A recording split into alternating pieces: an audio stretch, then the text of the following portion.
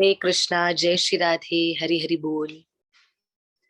हरे कृष्णा कृष्ण कृष्णा हरे हरे। हरे राम राम राम हरे हरे। नम ओम विष्णुपदाय कृष्ण पृष्ठाय भूतले श्रीमते कीर्तनानंद स्वामी निति नामिने। नमस्ते भक्ति पदाय प्रभुपाद प्रियाय ते नीलक्षेत्र परम धाम स्थापितां येन पार्श्वमे। नम ओम विष्णुपदाय कृष्ण पृष्ठाय भूतले श्रीमते भक्ति वेदांत स्वामी निति नामिने। नमस्ते सरस्वती देवे गौरवाणी प्रचारिणे निर्विशेष शून्यवादी पाद सच देश तारिणे। जय श्री कृष्ण चैतन्य प्रभु नित्यानंद श्री अद्वैत गदाधर श्रीवास आदि गौर भक्त वृंद की जय। हरे कृष्णा कृष्ण कृष्णा हरे हरे। हरे राम राम राम हरे हरे। जय श्री राधे। हरि हरि बोल।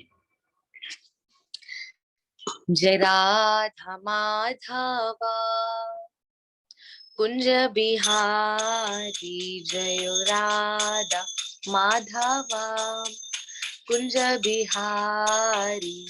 जय गोपी जन वल्लभा गिरिवर धारी। यशोदानंदन ब्रज जन रंजन, यशोदानंदन ब्रज जन रंजन। यमुना तीरा वनचारी, यमुना तीरा वनचारी। जय राधा माधवा कुंज बिहारी, जय राधा माधवा कुंज बिहारी।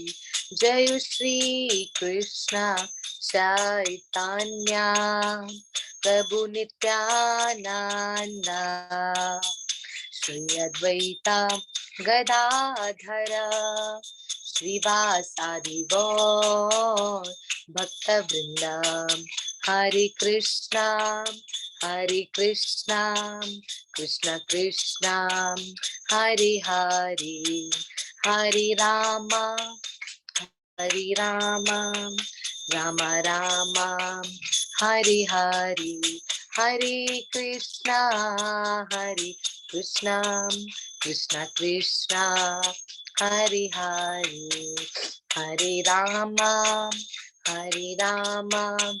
राम राम हरे हरे। जय राधा गोकुलानंद राधे। जय राधा बाकी बिहारी राधे। जय राधा जय राधे जय राधे जय राधे। निताय गौर हरि बोल हरि बोल हरि बोल। निताय गौर हरि बोल। जय जय गुरुदेव गुरुदेव गुरुदेव। जय जय गुरुदेव। हरे कृष्णा कृष्ण कृष्णा हरे हरे। हरे राम राम राम हरे हरे। ओम नमो भगवते वासुदेवाय। ओम नमो भगवते वासुदेवाय। ओम नमो भगवते वासुदेवाय। ओम अज्ञानतिमिरान्धस्य ज्ञानञ्जनशलाकया चक्षुरुन्मीलितं येन तस्मै श्रीगुरुवे नमः। श्रीचैतन्यमनोभीष्टं स्थापितं येन भूतले स्वयं रूपं कदा मह्यं ददाति स्वपदान्तिकं।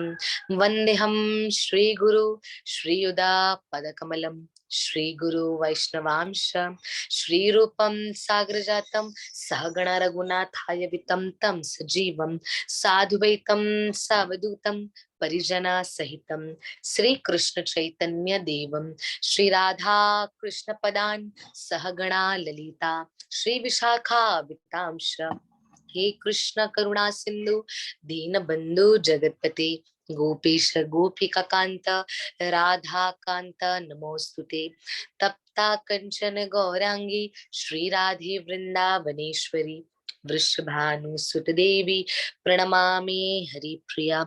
वाञ्छाकल्पतरुभ्यश्च कृपा सिन्धुभ्यैव च पतितनां पावनेभ्यो श्री वैष्णवे भयो नमो नमः। जय श्री कृष्ण चैतन्य प्रभु नित्यानंद श्री अद्वैत गदाधर श्रीवास आदि गौर भक्त वृंद की जय।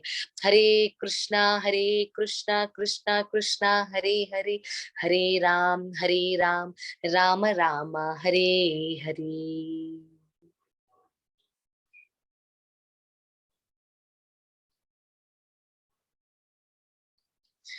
हरे कृष्णा जय श्री राधे, हरे कृष्णा कृष्ण कृष्णा हरे हरे, हरे राम राम राम हरे हरे। आप सभी वैष्णव भक्तों का श्री कृष्ण कथा में, श्री वृंदावन महिमा में हार्दिक स्वागत है। हरे कृष्णा, हरि बोल, जय जय श्री राधे। आइए हम प्रारंभ करते हैं। कल हम मिलने वाले थे पर नहीं मिल पाए, आप सभी भक्तों से क्षमा मांगना चाहूंगी। कल हम नहीं मिल पाए, आज हम मिल रहे हैं। और जैसे कि हमने कहा था कि जब हम मिलेंगे तो श्रीमती राधा रानी के जो 25 गुण हैं, जो 25 क्वालिटीज हैं हमारी श्री जी की, तो हमने कहा था कि उस पर थोड़ी सी हम उसका रिवीजन कर लेंगे, क्योंकि हो गई है विद एक्सप्लेनेशन। तो हमारे राधा रानी के 25 के 25 गुण हो चुके हैं। आप में से जो भक्त कथा से जुड़े हुए थे, उन दोनों दिन जिस दिन कराया गया, तो उनको पता होगा, वो जानते होंगे अच्छे से, विथ मीनिंग उन्होंने लिखा होगा कि श्रीमती राधा रानी का गुण क्या क्या है और उन गुण का मीनिंग क्या क्या है। वो भी हमने यहाँ पे लिखवाया था। बहुत बढ़िया तरीके से आप सब भक्तों ने नोट करा था।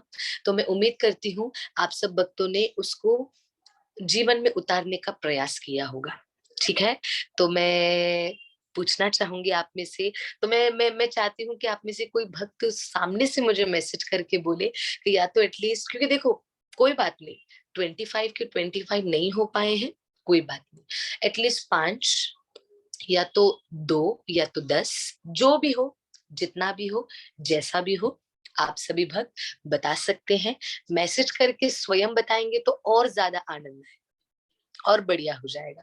आप में से जो भी भक्त, ठीक है। और अगर नहीं तो फिर कल हम फिर मिल रहे हैं, कल हम हमारी कथा, कल हम फिर मिल रहे हैं। तो मैं चाहती हूँ कि आप कल फिर से अच्छे से हमें बता पाए जी। क्योंकि हम मैं चाहती हूँ कि हम अनम्यूट करेंगे आपको, तो आप अनम्यूट करके बताएं तो ज्यादा बढ़िया होगा। तो जो जिनको बताना है वो मैसेज के थ्रू बताएं कि हमें बताना है, या अपना हाथ ऐसे कर सकते हैं। तो जी, अम, हाँ जी, खुशी खुशी गीता मैम, आपसे रिक्वेस्ट करती हूँ कि खुशी को अगर आप अनम्यूट करें। खुशी जी। हरे कृष्णा माता जी। हरे कृष्णा, जय श्री राधे। माता जी, फर्स्ट जो उनका श्रीमती राधा रानी का गुण है वो है मधुरा, मतलब जो मधुर स्वभाव की है, उनका मधुर स्वभाव है। और दूसरा है उनका नव्या, यानी कि जो सुंदर है। नव मतलब न्यू, व्या मतलब यौवन, जिनका यौवन है वो बहुत सुंदर है। और जो थर्ड है वो चल अपांग है, मतलब जिनके चंचल नयन है। और जी उज्जवल, फोर्थ है उज्जवल स्मिता, मतलब उनकी स्माइल बहुत उत्साहित करने वाली है, उनकी बहुत बिल्कुल बिल्कुल। और उनकी बहुत। फिफ्थ है चारु सौभाग्य रेखा, मतलब उनके अंग पर, श्री अंग पर बहुत सौभाग्य वाली रेखाएं हैं। वो मतलब सभी को सुंदर है, उनका पूरा जो श्री अंग है उस पर सुंदर रेखाएं बनी हुई है। और सिक्स्थ है गंदोहन मोहित माधवी, मतलब जो माधव को अपनी स्मेल से, जो स्मेल से माधव को भी मोहित कर देती हैं, ये उनका छठा गुण है। और सातवां है संगीत प्रसर विज्ञा, मतलब जिनका जो संगीत में भी बहुत निपुण है, उनका और आठवां है रम्य वाक, मतलब जो जब वो बोलती है तो बहुत बहुत बहुत अच्छी मतलब बहुत मनोहर बोलती है। बिल्कुल परफेक्ट जी। और नाइन्थ है नरम पंडिता, मतलब जब वो हंसी मजाक में भी निपुण है, वो हंसी मजाक भी बहुत करती है, पर वो कृष्ण के साथ ही करती है। जी। और 10वां है विनीता, जिनका नरम स्वभाव है, उनका बहुत नरम स्वभाव है।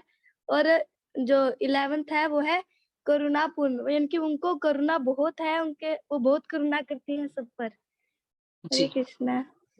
बस यहाँ तक आपको लर्न है प्यारी अच्छे से? यस माता जी। वाह वाह वाह, बहुत बढ़िया। और खुशी, क्या आप आगे वाली कथा में ज्वाइन थे? जो हमने आगे के भी गुण कराए थे उसमें आप ज्वाइन थे? नहीं माता जी। उसमें नहीं थे इसलिए, वरना तो आप तो सीधा बता ही देते, फुल बता देते 25 के 25।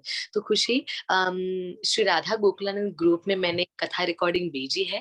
प्लीज आप ग्रुप में जाना, आफ्टर कथा, ये वाली कथा के बाद उस ग्रुप में जाना आप, या वरना मुझे पर्सनली अभी पर्सनली मैसेज कर दो हरी बोल करके, तो मुझे पता चल जाएगा कि आपको भी फिर से मैं कथा वो वाली भेज दूंगी जिसमें हमने आगे की क्वालिटीज राधा रानी की कराई हैं। ठीक है? तो जो आगे की क्वालिटीज हैं, तो मैं चाहती हूँ आप उसको भी लर्न करें, उसको भी अच्छे से याद करें कि श्री जी के आपने अच्छे तरीके से 11 गुण तो बताए। 11 गुण हमने पहले दिन किए थे, फिर हमने दूसरे दिन 11 के बाद वाले जो गुण थे ना, 12 से लेकर 25 तक, वो हमने करे थे सभी भक्तों के साथ।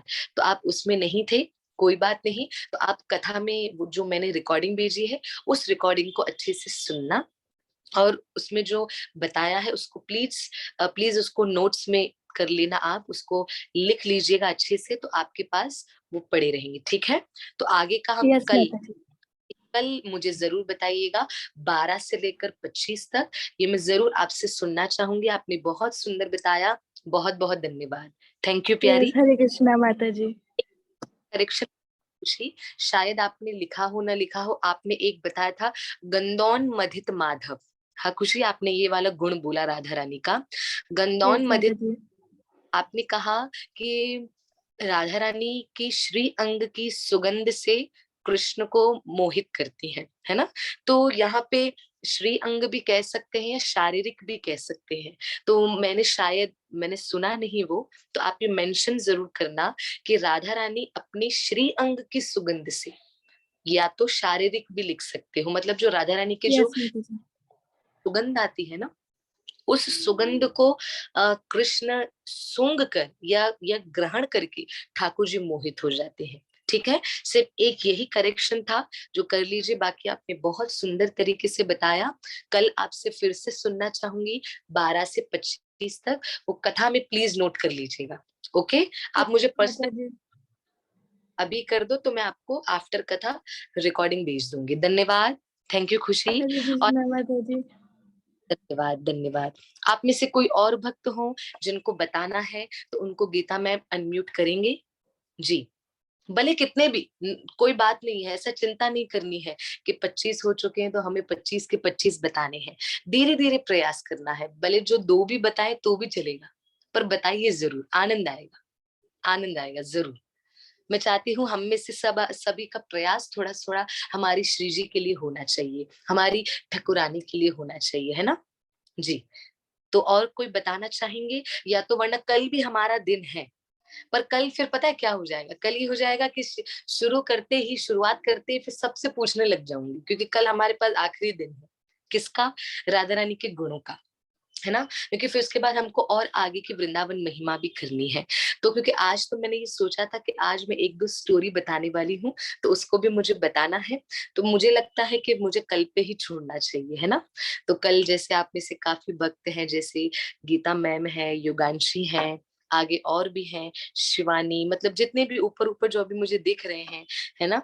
तो उनमें से जितने भी भक्त हैं, तो वैसे ऐसा नहीं है जिनका नाम नहीं लिया वो नहीं बताए, वो भी बताएंगे। ठाकुर जी उनका भी वेट कर रहे हैं सुनने के लिए, है ना? तो आप कृपा करके, आप सबसे रिक्वेस्ट है कि कल हमारी श्री जी के गुणों को कृपा करके थोड़ा सा लर्न करके प्रयास करिएगा, थोड़ा सा, भले धीरे धीरे। ठीक है? आइए हम आज एक स्टोरी पर चलते हैं, पर स्टोरी से पहले मैं ये इसको रिवीजन कराना चाहूंगी।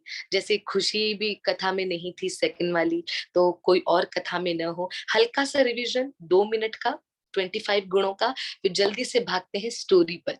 वृंदावन महिमा पर, वृंदावन कथा पर, ठीक है। तो हाँ, मैं भी नहीं थी जी। कोई कोई बात नहीं, गीता मैम कह रही हैं कि नहीं हो पाया, कोई बात नहीं, कोई बात नहीं। योगांशी आप भी कल बताना, जिनका नाम लिया है वो भी, और जिनका नाम नहीं भी लिया है उनका भी, राधा रानी वेट कर रही हैं, प्लीज वो भी बताएं, ठीक है। चलिए कल, पर अभी रिवीजन छोटा सा जल्दी। श्रीमती राधा रानी की जय। श्रीमती राधा रानी के 25 गुण हैं, और मैंने ये भी कहा था जब हम क्वालिटीज बताएं तो हमको एक श्लोक बोलना है, और वो श्लोक कौन सा है? चैतन्य चरितमृत चैप्टर नंबर 23, मुझे भी नहीं याद, हाँ 23, श्लोक नंबर 86, 23, हाँ थोड़ा थोड़ा याद है। चैतन्य चरितमृत मध्य लीला चैप्टर नंबर 23 श्लोक नंबर 86, उसमें कृष्णदास कविराज गोस्वामी महाराज लिखते हैं, और चैतन्य महाप्रभु ने बताया है, क्या बताया है? अनंत गुण श्री राधिकार 25 प्रधान, अनंत गुण श्री राधिकार 25 प्रधान, से गुणेर वश है श्री कृष्ण भगवान, से गुणेर वश है श्री कृष्ण भगवान। अनंत गुण श्री राधा रानी में है, पर 25 प्रधान है, 25 इज मेन। उन्हीं गुणों के वश में श्री कृष्ण भगवान है। इसका मीनिंग भी बड़ा सरल है। राधा रानी के अंदर अनंत गुण है, पर 25 प्रधान है, और उन्हीं गुणों के वश में श्री कृष्ण भगवान है। वाह, ये तो लाइन भी बन गई है ना। कैसे? अनंत गुण राधा रानी के अंदर है, पर 25 प्रधान है, इसी गुणों के वश में श्री कृष्ण भगवान है, ठीक है। तो ये भी बताना है श्लोक आप सभी भक्तों को, नोट कर लीजिएगा कृपा करके। मैं फोटो भेज दूंगी, याद से फोटो भेज दूंगी इसका, आप देख लीजिए, यहाँ पे आप दर्शन कर सकते हैं। जो यहाँ से जहां से बताया है आप सभी भक्तों को, तो वहां का चित्र मैं आपको भेज दूंगी। तो ये श्लोक भी जरूर लर्न करिएगा। प्रथम मैंने बताया था मधुरा। मधुरा बोला जाता है, मधुरा का मतलब है कि जिनका नेचर, जिनका स्वभाव बड़ा मीठा है, बड़ा मधुर है। दूसरा है नववया। नववया अर्थात जो हमेशा न्यू और हमेशा सुंदर होती है ना। नववया अर्थात हमेशा यौवनपूर्ण, अर्थात जवान, ऑलवेज न्यू एंड यंग, क्षमा करिए, सुंदर नहीं, ऑलवेज न्यू एंड यंग। तो राधा रानी का सेकंड क्वालिटी का मीनिंग है हमेशा नई और हमेशा जवान रहने वाली श्रीमती राधा रानी। तीसरा है चल अपांग। चल अपांग अर्थात जिनके नयन, जिनकी आंखें बहुत चंचल है। राधा रानी की आंखों में बड़ी शरारतें हैं, है ना, तो उनको बोलेंगे चल अपांग, चल अपांग। फिर फोर्थ इज उज्जवल स्मिता। उज्जवल स्मिता अर्थात जो हंसी मस्ती करने में, जो विनोदपूर्ण बातें करने में बड़ी तेज है, बड़ी निपुण है, ठीक है। आगे, नहीं क्षमा करिए, उज्जवल, क्षमा करिए, उज्जवल स्मिता अर्थात जिनकी स्माइल, जिनकी मुस्कान उत्साहित करती है, उल्लासित करती है और प्रसन्न करती है। मतलब राधा रानी की स्माइल ऐसी है ना कि जो उनकी स्माइल को देखेगा, जो उनको मुस्कुराता हुआ देखेगा, वो ऑटोमेटिकली उल्लासित हो जाएगा, ऑटोमेटिकली प्रसन्न हो जाएगा। मुझे क्षमा करिएगा, फोर्थ मैंने मीनिंग गलत बताया। फोर्थ का मीनिंग है उज्जवल स्मिता।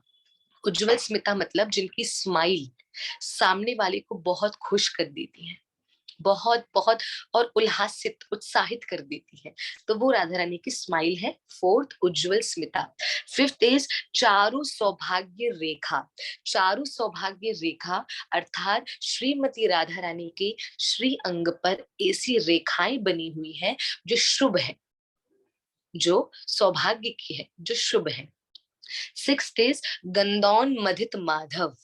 गंदौन मधित माधव अर्थात इसका मीनिंग श्रीमती राधा रानी के श्री अंग से ऐसी सुगंध आती है जिस सुगंध से माधव भी मोहित हो जाते हैं।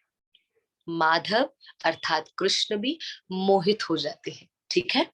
सेवेंथ इज संगीत प्रसार विज्ञा। संगीत प्रसार विज्ञा अर्थात हमारी श्रीमती राधा रानी संगीत में बहुत शार्प है, बहुत क्लेवर, बहुत निपुण है, ठीक है। आगे एट रम्य वाक। रम्य वाक का मीनिंग यहाँ पे हमने बताया था कि जिनकी वाणी, जिनका बोलना, उनका वे ऑफ स्पीकिंग बड़ा प्यारा है, वो उन बोलने का उनका तरीका बहुत, उनकी वाणी बहुत मनोहर है। यहाँ पे मैंने मीनिंग भी लिखाया था, रम्य वाक अर्थात जिसकी वाणी मनोहर है, अर्थात राधा रानी की वाणी, उनका बोलने का तरीका बड़ा मनोहर है। ठीक है। 9th इज नर्म पंडिता। नर्म पंडिता अर्थात हंसी मजाक करने में, विनोदपूर्ण बातें करने में राधा रानी बहुत निपुण है। ठीक है, बहुत निपुण। फिर हमने 10 किया था विनीता। विनीता अर्थात जो बहुत हम्बल है, जो बहुत विनम्रता में रहती है, जो हमेशा नर्म, नर्म अर्थात विनम्रता, हम्बलनेस। तो राधा रानी हमेशा विनम्रता में रहती हैं, तो इसलिए उनका गुण है विनीता। नंबर 11 इज करुणा पूर्ण। करुणा पूर्ण में आता है, इसका मीनिंग बताया था मैंने कि राधा रानी सब पर कृपा करती है। तो जो बोलेंगे करुणा पूर्ण, तो ये बोलिएगा इसका मीनिंग राधा रानी सब पर कृपा करती है। 12th इज विद गदा। विद गदा अर्थात राधा रानी बहुत चतुरा है। चतुरा अर्थात she is very sharp. Radha Rani बहुत तेज है, बहुत तेज अर्थात उनको पता है कब क्या कैसे करना है, वेरी स्मार्ट। हम सरल भाषा में, अपनी भाषा में बोलूं तो इसका मीनिंग ये होगा, चतुरा। विद गदा अर्थात चतुरा। अब आगे नंबर 13 पट्यवा निविता। पट्यवा निविता। पट्यवा निविता में मैंने लिखाया था कि राधा रानी अपने कर्तव्य को अच्छे तरीके से निभाती है। तो मीनिंग आप लिख लीजिए, राधा रानी अपने कर्तव्य को, अपनी ड्यूटी को अच्छे तरीके से निभाती है ना। ये मैंने ऑलरेडी इसके ऊपर कथा करी हुई है। आज कथा करने के बाद फिर से मैं वो दोनों कथा भेजूंगी। जब आप रात में सोएं तो प्लीज आप एक बार उसको सुन लीजिएगा और नोट्स प्रिपेयर कर लीजिएगा। ठीक है, कि मीनिंग के साथ क्या लिखना है। ठीक है, आगे लज्जाशील। राधा रानी का एक गुण है लज्जाशील, अर्थात राधा रानी बड़ी शर्मीली है। राधा रानी बहुत लज्जा करती है, बहुत शर्माती है। तो मीनिंग में लिख सकते हैं राधा रानी बहुत शर्मीली है, ब्रैकेट में शर्माती है। ठीक है। 15वां इज सुमर्यादा। सुमर्यादा अर्थात सदा सर्वदा मर्यादा में रहती है। राधा रानी को पता है कि उनकी लिमिट्स क्या है, वो अपनी लिमिट्स को, अपनी मर्यादा को कभी भी क्रॉस नहीं करती। तो इस वजह से राधा रानी का एक गुण है सुमर्यादा। फिर आगे मैंने बताया था नंबर 16 धैर्य। धैर्य अर्थात राधा रानी में पेशेंस बहुत है। राधा रानी हमेशा धीरज रखती है, वो हमेशा शांत रहती है। ऐसा नहीं है कि हड़बड़ा जाना, ना ना ना, हमेशा धैर्य, हमेशा शांत, हमेशा राधा रानी धीरज रखती है, धैर्य रखती है। तो इस वजह से उनके गुण का नाम है, उनका गुण है धैर्य। नंबर 17 गर्भ गंभीर शालिनी, क्षमा करिए। नंबर 17 इज गंभीर शालिनी, अर्थात राधा रानी हमेशा सीरियस होती है। और सीरियस किसमें? श्री कृष्ण भक्ति और श्री कृष्ण प्रेम में। मैंने ये ब्रैकेट में लिखवाया था, जिन्होंने जो उस दिन कथा में थे उन्होंने जरूर लिखा होगा। मैंने ये लिखाया था कि ऐसा मत समझना कि हमारी श्री जी तो बस एकदम सीरियस है ना, क्योंकि वो शरारती भी करती है। नर्म पंडिता, हंसी मजाक, उनका वो गुण याद कर लो, नर्म पंडिता वाला, हंसी मजाक भी करती हैं। पर यहाँ पर राधा रानी सीरियस किस वजह से है? राधा रानी सीरियस श्री कृष्ण प्रेम और श्री कृष्ण भक्ति को लेकर है। ठीक है, आगे सुविलासा। सुविलासा का मीनिंग है जो अपने जीवन के आनंद को अच्छे से उठाना जानती हो, उनको पता है कि जीवन का आनंद कैसे उठाना चाहिए। तो इसके मीनिंग में आप लिख सकते हैं कि जीवन का आनंद उठाने में निपुण। निपुण मतलब परफेक्ट। राधा रानी जीवन का आनंद उठाना अच्छे से जानती है। आगे महाभावा। महाभावा में मैंने बताया था कि श्रीमती राधा रानी प्रेमानंद भाव में राधा रानी टॉप मोस्ट है। जो राधा रानी का प्रेमानंद भाव है कृष्ण को लेकर, उसमें शी टॉप मोस्ट, उसमें उनसे बढ़कर, उनसे उनसे ऊपर कोई है ही नहीं। ठीक है, ये भी बताया था। फिर मैंने बताया था परमोत्कर्षिणी गोकुल प्रेम। परमोत्कर्षिणी गोकुल प्रेम अर्थात यहाँ पे इसका मीनिंग बताया था कि दिव्य प्रेम में भी शी इज परफेक्ट।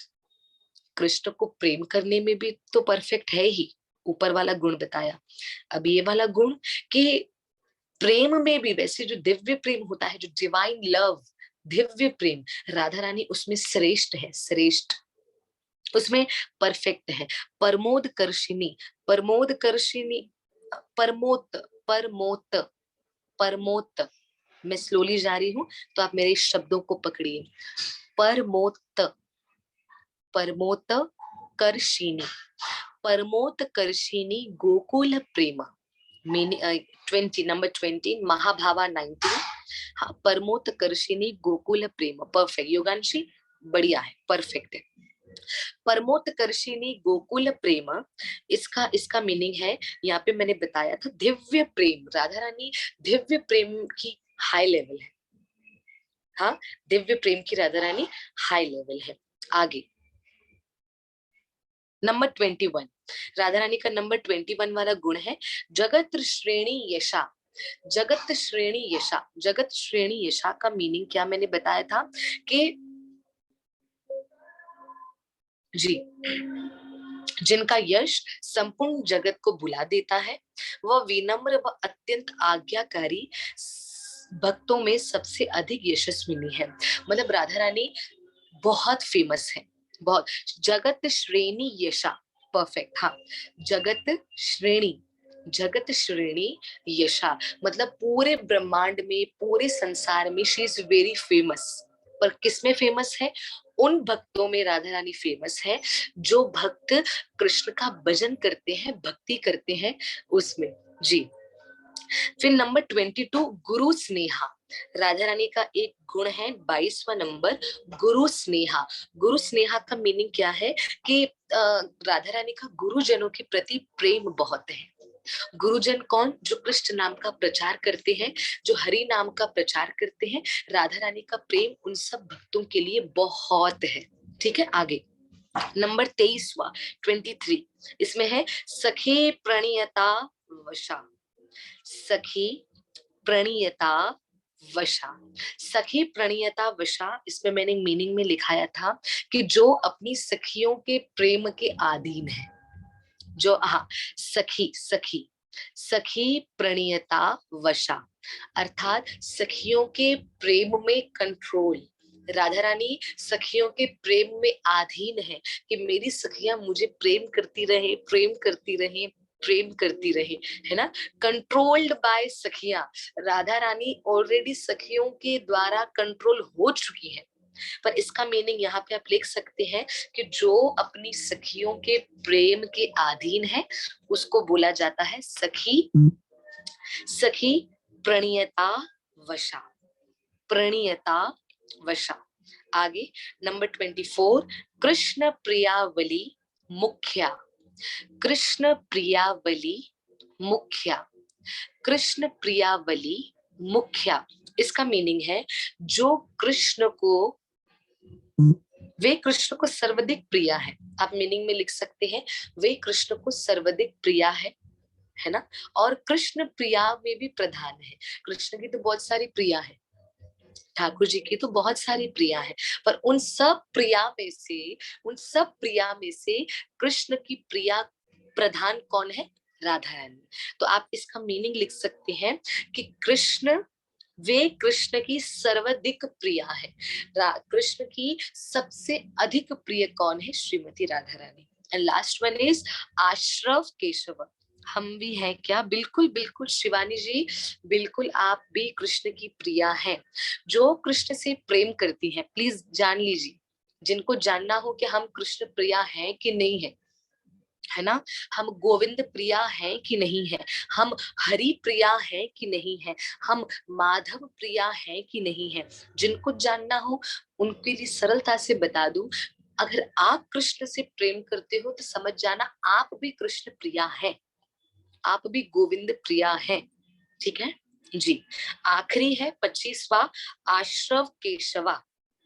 आश्रव केशवा, जिसके मीनिंग है कृष्ण जिनके वशीभूत है और वे सदा सर्वदा कृष्ण को अपने वश में रखने में समर्थ है। राधा रानी, राधा रानी कृष्ण को अपने कंट्रोल करने में राधा रानी बहुत एक्सपर्ट है। ठीक है, मैंने ये 25 यहाँ पे एक छोटा सा रिवीजन करा दिया, इसको मैंने विस्तार से करा चुकी हूँ ऑलरेडी। तो 2 कथा में फिर से एक बार शेयर करूंगी। इस कथा के बाद उन दोनों कथाओं में से फर्स्ट कथा जो होगी, जो फर्स्ट बेजा होगा उसमें नंबर 1 से लेकर 11 तक किया हुआ है, फिर 12 से जो 25 वो दूसरे में किया हुआ है। तो जल्दी जल्दी इसमें आप नोट्स कर लीजिएगा, ठीक है, और लर्न करके कल फाइनल मैं उम्मीद करती हूँ कल आप और मैं, हम सब, मेरा भी नहीं हुआ है शायद इसलिए हम अभी बता नहीं पा रहे। हाँ, मुझे पता चल गया क्योंकि मेरा भी नहीं हुआ। कल मैं डेफिनेटली मैं भी आप सब उनको बताऊंगी, आप भी कृपा करके बताने का प्रयास करिएगा। जय श्री राधे। आइए वृंदावन महिमा में चलते हैं। बड़ी सुंदर महिमा है, बड़ी अद्भुत महिमा है हमारे श्री वृंदावन धाम की। बोलो वृंदावन धाम की जय। जैसे कि मैंने आप सभी भक्तों को बताया था कि वृंदावन धाम लुप्त हो चुका था, गायब हो चुका था। वृंदावन धाम तो चला गया था, छुप गया था, लुप्त हो गया था। वृंदावन का उजागर किसने किया है?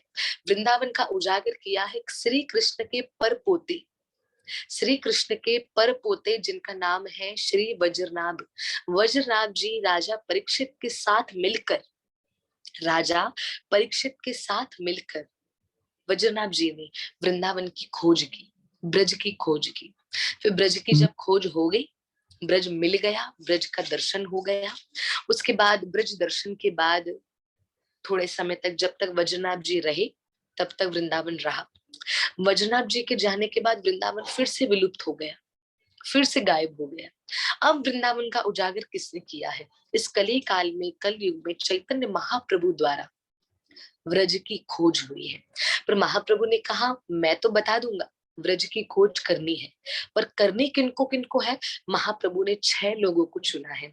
6 के साथ साथ महाप्रभु ने अन्य लोगों को भी चुना है, पर मुख्य रूप से 6 लोगों को चैतन्य महाप्रभु ने चुना ब्रज की खोज करने के लिए। और वो 6 कौन है? श्रील रूप गोस्वामी, सनातन गोस्वामी, रघुनाथ दास गोस्वामी, रघुनाथ भट्ट गोस्वामी, जीव गोस्वामी, गोपाल भट्ट गोस्वामी। ये ऐसे 6 गोस्वामी हुए जिन्होंने चैतन्य महाप्रभु की आज्ञा पाई है, चैतन्य महाप्रभु का ऑर्डर पाया है, और ऑर्डर पाकर ब्रज में आए हैं और ब्रज की खोज की है। कहाँ पर राधा कुंड, कहाँ पर श्याम कुंड, कहाँ पर कुसुम सरोवर, कहाँ पर प्रेम सरोवर, कहाँ पर चंद्र सरोवर, कहाँ पे बरसाना, कहाँ पे गोकुल नगरी, कहाँ पे मथुरा नगरी, कहाँ पे ये स्थान, कहाँ पे जन्म भूमि, ये सब ब्रज की खोज, संपूर्ण ब्रज की खोज। ताल वन, मधुवन, महावन, कोकिलवन, बांडेर वन, बेलवन, खादीरा वन, कुमुदा वन, ये सब वनों का उजागर छठ गोस्वामियों ने किया है चैतन्य महाप्रभु का ऑर्डर पाकर, उनका उनका ऑर्डर पाकर। और छठ गोस्वामी की लीला में से मैं आपको बताना चाहूंगी, चैतन्य महाप्रभु की आज्ञा मिली है, अलग अलग आज्ञा मिली। एक मेन आज्ञा क्या थी कि व्रज की खोज करो। छठ गोस्वामियों को, छठ मतलब 6 है ना, छठ गोस्वामियों को ये मेन आज्ञा थी कि वृंदावन की खोज करो। पर चैतन्य महाप्रभु ने ये तो मेन आज्ञा थी, पर साथ ही साथ चैतन्य महाप्रभु ने दूसरी भी आज्ञा दी थी। और कौन कौन सी आज्ञा थी? दूसरा कौन कौन सा ऑर्डर था? किसी को दिया था जी? प्रश्न आया है माता जी 6 गोस्वामी एक्चुअली में कौन है वो भी बताइए। मैं जरूर बताऊंगी। 6 गोस्वामी वास्तव में कौन है? 6 गोस्वामी वास्तव में श्रीमती राधा रानी की मंजरिया है। आई रिपीट, श्रीमती राधा रानी की मंजरिया है। मंजरिया कौन होती है? मंजरिया वो होती है जो श्रीमती राधा रानी की सेवा करती है, श्रीमती राधा रानी की सेवा करती है। पर मैं आपको बता दूं, सबसे पहले आते हैं कृष्ण। गौलोक की बात है, कृष्ण से प्रकट हुई श्रीमती राधा रानी, राधा रानी से प्रकट हुई है अष्ट सखियां, फिर अष्ट सखियों से प्रकट हुई है मंजरिया। एक बार फिर से बोलती हूँ, गौलोक धाम है, इस गौलोक धाम में कृष्ण विराजमान है, कृष्ण के वामांग से ही राधा रानी प्रकट हुई है, और कृष्ण का ही प्रेम स्वरूप राधा रानी है। तो राधा रानी तो प्रकट होंगे, राधा रानी के प्रकट होने के बाद राधा रानी की श्री अंग में से, श्री अंग मतलब शरीर, बॉडी, राधा रानी के श्री अंग में से अष्ट सखियों ने प्राकट्य हुआ है। और वो अष्ट सखी कौन है? ललिता, विशाखा, चित्रा, इंदुलेखा, सुदेवी, रंगदेवी, चंपक लता, तुंग विद्या। ये 8 सखियों ने प्रकट लिया है। और उन 8 सखियों में से, सारी सखियों में से, एक एक सखी में से, एग्जाम्पल, ललिता सखी में से 8 मंजरियां प्रकट हुई, विशाखा सखी में से 8 मंजरियां प्रकट हुई। जो सखियों से एक लेवल नीचे, उनको बोलते हैं मंजरियां। एक बार और बोलती हूँ, जो सखियों से नीचे आते हैं उनको बोलते हैं मंजरियां। जो मंजरियों से नीचे आते हैं उनको बोलते हैं सहचरिया। जो सहचरियों से नीचे आते हैं उनको बोलते हैं गोपियां। ठीक है, नोट कर लीजिएगा। पहले है सखियां, सखियों के बाद है मंजरियां, मंजरियों के बाद है सहचरिया, सहचरियों के बाद है गोपियां, और गोपियों के बाद आते हैं दास, अनुदास, अनुदास, कृष्ण के दास। तो इसलिए लेवल पे जाना चाहिए, लेवल लेवल वाइज। पहले गोपियों की सेवा करो, फिर गोपियों के बाद सहचरियों की सेवा करो। माता जी, सहचर्य कौन है? आप वृंदावन में जाइए, वृंदावन के वृक्ष लता पता, वृंदावन का एक एक पेड़ पौधा, वृंदावन का एक एक वृक्ष सहचर्या है। समझ गए सहचर्या कौन? गोपियां कौन है? गोपियां आज भी आपको दर्शन देंगी। कहाँ से देंगी माता जी दर्शन? आप वृंदावन में जाइए, जो ब्रज में यमुना जी के किनारे, जो यमुना जी के पास छोटी छोटी दिए बेचती है 5-5 रुपए में, दीदी 5 रुपए का दिया है, ले लो, यमुना जी को विसर्जित कर लो। आप जो यमुना जी में बहा लो, यमुना जी को अर्पण कर लो, दीप अर्पण कर लो। तो जिनका जन्म ब्रज में हुआ उसको बोलते हैं गोपियां। तो वही गोपियों से ऊपर, ब्रज की बात, वही गोपियों से ऊपर आती है सहचर्या। तो सहचर्यों ने कैसे जन्म लिया? सहचर्यों ने जन्म लिया है वृक्ष लता पता बनकर, पेड़ पौधे बन गई।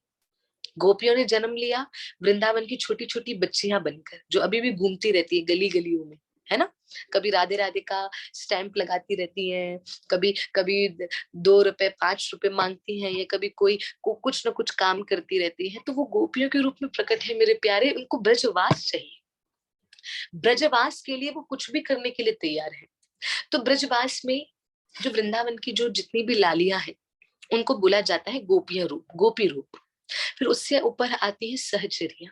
सहचर्या वृंदावन में कौन है? सहचर्या वृंदावन के पेड़ पौधे हैं, पेड़ पौधे, वृक्ष लता पता। फिर सहचर्यों से ऊपर आती है मंजरियां। मंजरिया कौन है?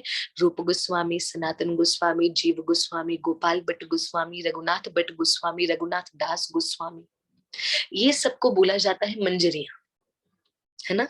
लोकनाथ गोस्वामी, शुल नरोत्तम दास ठाकुर, ये सब मंजरियों में काउंट होते हैं, ये सब मंजरियों में काउंट होते हैं। फिर मंजरियों से ऊपर आते हैं सखियां। और सखियां कौन है? अष्ट सखियां, ललिता, विशाखा, चित्रा, इंदुलेखा, सुदेवी, रंगदेवी, चंपकलता, तुंग विद्या। फिर सखियों से ऊपर आती श्रीमती राधा रानी। और राधा रानी ही कृष्ण है, कृष्ण ही राधा रानी है, उनसे ऊपर कोई नहीं है। तो जिन्होंने प्रश्न पूछा सागर जी, मैं उम्मीद करती हूँ आपको क्लियर हो गया होगा कि ये मंजरियां, ये जो 6 गोस्वामी है वो कौन है। ये 6 गोस्वामी जो चैतन्य महाप्रभु के साथ, चैतन्य महाप्रभु कौन है ये भी जान लेते हैं। आप सभी भक्तों को पता है चैतन्य महाप्रभु राधा कृष्ण का मिलन अवतार है। चैतन्य महाप्रभु राधा कृष्ण का मिलन अवतार, तो राधा कृष्ण आ गए तो सखियों को भी आना है। तो सखियां भी आई हैं, सखियां भी आई हैं। आप गदाधर पंडित को देखो तो राधा रानी है चैतन्य महाप्रभु लीला में, गौर लीला में गदाधर पंडित श्रीमती राधा रानी। हाँ जी, तो ये सखियां श्रीमती राधा रानी और ललिता सखी, है ना। तो यहाँ पर बताया गया है कि चैतन्य महाप्रभु के साथ सखियों ने भी जन्म लिया, वो भी किसी न किसी रूप में आ गई, अवतार में आ गई। पर मंजरियों ने कौन सा अवतार लिया? मंजरियों ने अवतार लिया है षड गोस्वामी का, पुरुष बनकर। है स्त्रियां पर बन गई पुरुष, पुरुष बन गई, और पुरुष शरीर में आकर वृंदावन का उजागर किया, और नाम पड़ गया षट गोस्वामी, 6 गोस्वामी। और ये है मंजरियां, सखियों के अंडर जो आती है मंजरियां। और सखियों को इजीली राधा रानी की सेवा करने की परमिशन नहीं है। पहले मंजरियों को, ये मैं कभी लूंगी, कथा में लूंगी, कभी मैं बताऊंगी, क्योंकि मेरे पास एक शास्त्र है जिसका नाम है गौलोक धाम महिमा। तो गौलोक में क्या क्या लीला होती है वो भी लिखा गया है, वो भी बताया गया है, बिल्कुल बिल्कुल। तो वो शास्त्र मैं जरूर बताऊंगी, मैंने एक माता जी को पढ़ने को दिया हुआ है, और वो माता जी अभी विद इन 2-3 डेज में मुझे वो लौटाएंगी माता जी पढ़कर। मैं जरूर आप लोगों के साथ शेयर करूंगी कि गौलोक धाम में की कैसा महिमा है और कैसा वातावरण है ना। तो ये है मंजरियां। प्रश्न आया है कि मंजरियों का नाम क्या है। मंजरियों के नाम नहीं, मंजरियां अनंत कोटि है। मैं आपको बताती हूँ, प्लीज ध्यान से सुनिएगा। राधा रानी और कृष्ण, राधा रानी से प्रकट हुई अष्ट सखियां, अष्ट सखियों की एक एक सखी में से प्रकट हुई आठ आठ मंजरियां। कितनी? आठ आठ मंजरियां। और उन आठ मंजरियों में से एक एक मंजरी से फिर आठ आठ सहचरियां प्रकट हुई। देखो ध्यान से सुनोगे तो ही समझ आएगा। राधा रानी से प्रकट हुई अष्ट सखियां, सिर्फ आठ।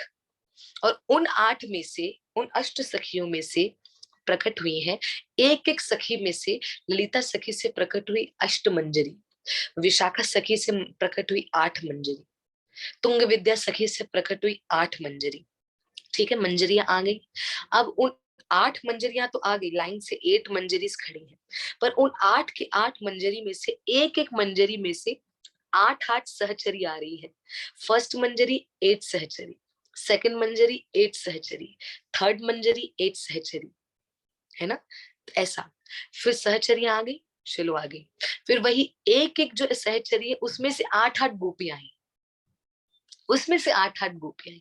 तो ऐसे करके विस्तार बढ़ता गया, विस्तार बढ़ता गया, विस्तार बढ़ता गया। तो ये निकुंज लीला की बात है प्यारे, ये निकुंज लीला की बात है। ठीक है। हाँ, तो यहाँ पर मैं आपको बताना चाहूंगी कि षट गोस्वामी है मंजरियां, और यही मंजरियों ने श्री कृष्ण के वृंदावन को उजागर किया है। और मंजरियों को सेवा पहले सखियों की करनी पड़ती है। तो सखियां बोलती हैं कि आओ पान सेवा करो राधा रानी की, तो मंजरियां पान सेवा करती हैं। हाँ, जैसे रूप मंजरी रूप गोस्वामी, रूप मंजरी रूप गोस्वामी वो भी सेवा करती थी। राधा रानी के जो कंगन होते थे, जो उनकी चूड़ियां होती थी, राधा रानी के आभूषण, तो रूप मंजरी उन आभूषणों को अच्छे से क्लीन करके उसके ऊपर सुगंध लगाती थी, उनके ऊपर सुगंध छिड़कती थी और अच्छे से पुष्पों में सजा कर रखती थी। रूप मंजरी की ये सेवा थी। गोलोक धाम महिमा में आपको मेरा हाथ देखिए, इतनी मोटी बुक है, उसके अंदर डिटेल में लिखा हुआ है कि एक एक सखी की और एक एक मंजरी की क्या क्या सेवा थी। तो जो रूप मंजरी थी उनकी ज्वेलरी डिपार्टमेंट था, वो ज्वेलरीज को अच्छे से क्लीन करके उसके ऊपर सुगंध छिड़क कर और पुष्पों पर रखती थी राधा रानी की आभूषणों को, प्यारे श्याम सुंदर बाके बिहारी की ज्वेलरीज को। तो ये मंजरियों की सेवा थी। और ये सखियां मंजरियों को ऐसे सेवा देती थी। राधा कृष्ण की सेवा नहीं, आभूषण की सेवा ले लो, राधा कृष्ण के बर्तन धोने की सेवा ले लो, राधा कृष्ण के निकुंज वन को साफ करने की सेवा ले लो। और सखियां क्या सेवा करती थी? एक कृष्ण के हाथ दबाती थी, एक श्री जी के चरण दबाती थी, एक कृष्ण के बालों में पुष्प लगा रही है, एक श्री जी के बाल में चोटी बना रही है राधा रानी के बालों में।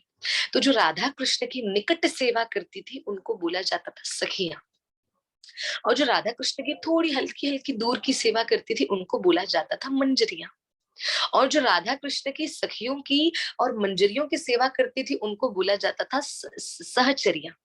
और जो सहचरियों की सेवा करती थी उनको बोला जाता था गोपियां। और जो गोपियों की सेवा करते हैं उनको बोला जाता है आप और मैं तो नहीं आप, है ना? तो समझ गए कि मैं किस लेवल से आ रही हूँ, किस तरीके से आपको बताने का प्रयास कर रही हूँ प्यारे भक्तों। तो ये एक एक बहुत दिव्य और गहरी बात है। हम इस टॉपिक पे अवश्य अवश्य चर्चा करेंगे, बहुत आनंद आएगा। आप लोगों को याद होगा मैंने अष्ट सखी लीला करी थी, अष्ट सखियों के बारे में मैंने बीच में बताया था। मेरा भाव बन रहा है कि मैं इस बार फिर से बताऊं और मैं प्रॉपरली नोट करवाऊं।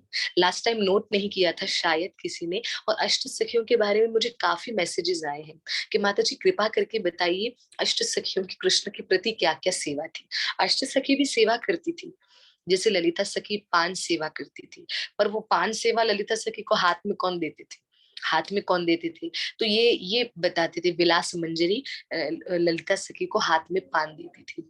तो वही पान ललिता सखी पहले खुद खुद देखती थी अच्छा है कि नहीं है ना? तो उस चीज को तब कृष्ण के पास और राधा रानी के पास प्रेजेंट किया जाता था, है ना? तो ऐसा एक अलग अलग डिपार्टमेंट, तो वही मंजरिया है छठ गोस्वामी। वही मंजरियों को बोला जाता है छठ गोस्वामी, जिसमें से वैसे तो लाखों मंजरियां हैं, हजारों मंजरियां हैं, पर 6 इस धरती पर, 6 भी नहीं बहुत सारी आई। लोकनाथ गोस्वामी, नरोत्तम दास ठाकुर गोस्वामी, ऐसे अनंत अनंत कोटि है ना जी। हम्म। वृंदावन के बड़े संत किस कैटेगरी में काउंट होते हैं? जैसे स्वामी प्रेमानंद बाबा जी, विनोद दास बिहारी बाबा जी। बहुत बढ़िया प्रश्न है, ये भी मैं आपको बताऊंगी, इसका उत्तर मैं देती हूँ। मंजरियों का नाम क्या है? मंजरियों के अनंत कोटि, मंजरियों का कोई नाम नहीं, मंजरियां अनंत कोटि है, बस उनको बोला जाता है मंजरियां। ठीक है, अलग अलग मंजरियां हैं, वेणु मंजरी, विलास मंजरी, अलग अलग मंजरियां हैं। नाम मैं अवश्य लिखाऊंगी, जो षट गोस्वामियों की नाम है वो मैं अवश्य लिखाऊंगी प्यारी जी। आगे है राधा कृष्ण, कृष्ण है राधा, एक रूप दुई प्रीत अगाधा। हाँ जी, हाँ बिल्कुल शिवानी जी, बढ़िया जी। हाँ जी। जैसे नाइशा माता जी ने प्रश्न पूछा कि जो वृंदावन के संत हैं वो किस कैटेगरी में काउंट होते हैं, मतलब किस किस किस उस पे आते हैं, तो मैं आपको बता दूं, जो वृंदावन के संत महापुरुष हैं वो आते हैं सहचर्यों में। वो आते हैं राधा रानी और कृष्ण की सहचर्यों में, जो सखियों के बाद जो दासियां हैं, जो दासियों के बाद जो सहचर्या हैं, उन सहचर्यों में से उन सहचर्यों में काउंट होते हैं वृंदावन के बड़े बड़े संत महापुरुष। क्योंकि वो भी राधा कृष्ण, देखो राधा कृष्ण का दर्शन हर कोई कर रहा है, पर धीरे धीरे धीरे धीरे धीरे धीरे, आपको बताऊं कृष्ण के हाथ में क्या होती है? बंसी। कृष्ण नित्य नियम से जो बंसी बजाते हैं, वो वेणु कौन थी? वो वेणु थी गोपी। एक बार और बोलती हूँ, वो वेणु कौन थी? वो वेणु थी गोपी।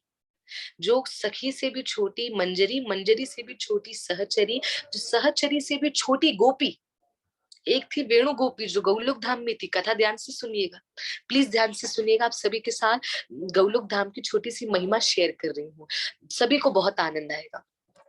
पहले तो आप ये समझ लीजिए, सखियां, फिर मंजरियां, फिर सहचरियां, फिर गोपियां। तो गोपी में से एक गोपी का नाम था वेणु। तो वो जो वेणु गोपी थी ना, वो हमेशा ललिता सखी सहचरियों से, मंजरियों से, ललिता सखी से पूछती थी आज मैं क्या लाऊं कृष्ण के लिए। तो ललिता सखी बोलती थी आज आप फूलों की माला बनाकर आओ। बोलती थी हाँ ठीक है।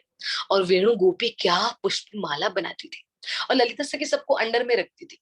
अंडर में मतलब जैसे आप तुंग विद्या सखी के अंडर में हो, आप रंग देवी सखी के अंदर अंडर में हो, आप विलास मंजरी के अंडर में आ गए, आप रूप मंजरी के अंडर में आ गए, आप अनंग मंजरी के अंडर में आ गए, आप सुंदरी मंजरी के अंडर में आ गए।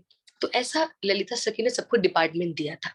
तो जो वेणु गोपी थी ना, जो एकदम सबसे लास्ट गोपी, सबसे लास्ट स्टेज गोपी का, तो वेणु गोपी जब भी कोई भी चीज कृष्ण के लिए लाती थी, कृष्ण उसको रिजेक्ट कर देते थे सीधा, एकदम सबके सामने। गौलोक धाम की लीला है, गौलोक धाम की लीला कोई वर्णन नहीं कर पाएगा, कोई नहीं कर पाएगा। संत कहते हैं जिसने कर दिया समझ जाना, उसने कभी गौलोक को समझा ही नहीं। तो हम और आप क्या कर रहे हैं? प्रयास कर रहे हैं। क्या कर रहे हैं? कोशिश। मैं जो आपको बता रही हूँ बताने का प्रयास कर रही हूँ, बताने का प्रयास ध्यान देके, प्रेम से, जो शास्त्रों में बताया है वो बताने का सिर्फ प्रयास कर रही हूँ। अगर मैं पूर्ण रूप से बताऊंगी तो मैं गौलोक में बैठी रहूंगी। जो गौलोक की महिमा दिव्यता से करता है, तो ठाकुर जी तो उसको बुला ही लेते हैं, आ जाओ मेरे गौलोक में आ जाओ, इतना प्रेम और इतना रस मेरे गौलोक धाम में है। तो गौलोक में एक गोपी थी जो सबसे एंड लेवल, जिसका नाम था वेणु गोपी। वेणु, वेणु। तो एक बार वो फूल माला लाई और सहचरी को दिखाया, सहचरी ने पास किया, डन। पहले तो मुझे मैसेज करके बताइए आप सबको आनंद आ रहा है कि नहीं, फिर ही आगे बढ़ूंगी। आनंद आना चाहिए, खूब आनंद आना चाहिए। प्लीज मैसेज के थ्रू मुझे बताएं कि आनंद आ रहा है गौलोक धाम लीला में, तो हम आगे बढ़ेंगे जी। धन्यवाद, धन्यवाद, बहुत बहुत धन्यवाद। हाँ हाँ हाँ, लाइन लग गई, लाइन लग गई, जय हो, जय हो, श्री राधे, श्री राधे जी। तो वेणु गोपी सहचरी को दिखाती माला, सहचरी उसको पास करती। ठीक है, सहचरी बोलती सुनो, पहले ये माला लेके जाओ मंजरी के पास। फिर वेणु गोपी मंजरी को दिखाती कि कैसी लग रही है पुष्पमाला। फिर मंजरी बोलती कि अष्ट सखियों को दिखाओ। फिर अष्ट सखियां 7 सखीज मिलकर पहले देखती, फिर 7 सखी को पसंद आता तो ललिता सखी के पास जाती, और ललिता सखी को पसंद आता फिर जाती वो माला श्री कृष्ण के गले में। ऐसा ऐसा लेवल था, चेकिंग का लेवल ऐसा था। तो आप सोचो गोलोक धाम में कितनी टाइट सिक्योरिटी है। वाह, जय हो। बड़ा आनंद आ रहा है ये लीला बताते हुए, भाव भाव प्रकट हो रहा है श्री राधे। तो वेणु गोपी जब भी करती थी, जब भी लेकर आती थी पुष्पमाला, तो हमेशा कृष्ण रिजेक्ट कर देती थी। नहीं, देखते थे और देखकर ललिता सखी बोलती थी, श्याम सुंदर आज आप ये माला को धारण करने वाले हैं। कृष्ण बोलते थे, ललिते आपको पता है मुझे ये पुष्प पसंद नहीं है। ललिता सखी बोलती थी, अरे इस माला में तो वही पुष्प है जो आपको बहुत पसंद है, बहुत पसंद। फिर राधा रानी भी बोलती थी, श्याम सुंदर ये तो आपके प्रिय पुष्प है, फिर भी आप उसको स्वीकार क्यों नहीं कर रहे। कृष्ण कहते थे, ललिते मैंने कह दिया तो कह दिया, मुझे ये माला धारण नहीं करनी। फिर ललिता सखी सीधा वेणु सखी को, वेणु गोपी को बुलाती और बहुत डांट लगाती, कैसी माला बनाई, श्याम सुंदर ने स्वीकार नहीं की। फिर वेणु गोपी चुप होकर खड़ी हो जाती, नेक्स्ट टाइम नहीं होगा।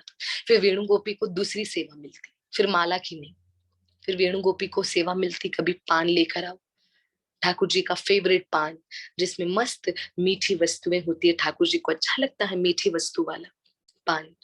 तो वेणु सखी लाती, सहचरी देखती, मंजरी देखती, सखी देखती, फिर कृष्ण तक जाता।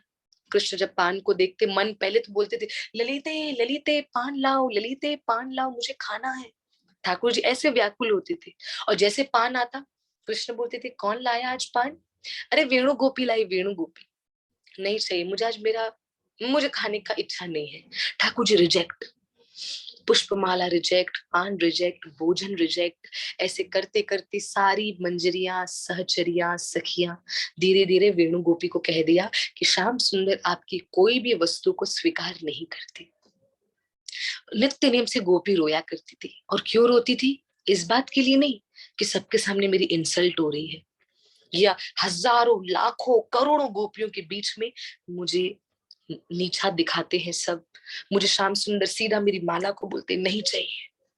इस बात पे नहीं रोती थी कि मुझे मेरा इंसल्ट हो रहा है। इस बात पे रोती थी कि ऐसा क्या अपराध हुआ कि श्याम सुंदर मेरी सेवा को एक्सेप्ट नहीं कर रहे, स्वीकार नहीं कर रहे।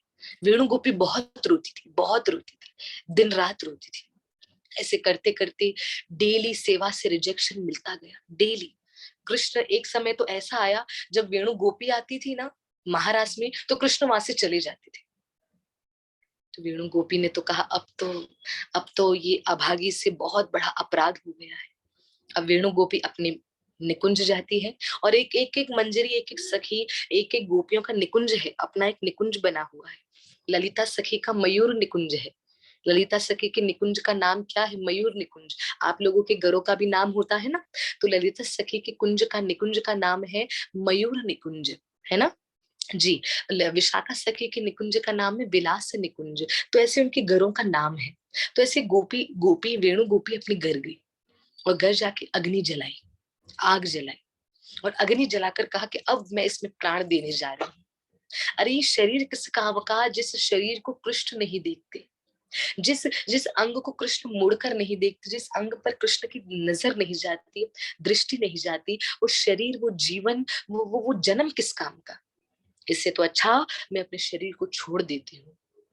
वेणु गोपी अपने प्राण को जैसे त्यागने जा ही रही थी, रो रो कर, कि कृष्ण जिसको नहीं देखते हैं, कृष्ण जिसकी सेवा स्वीकार नहीं करते हैं, उसका तो मर जाना, उसका तो मृत्यु होना ही उचित है।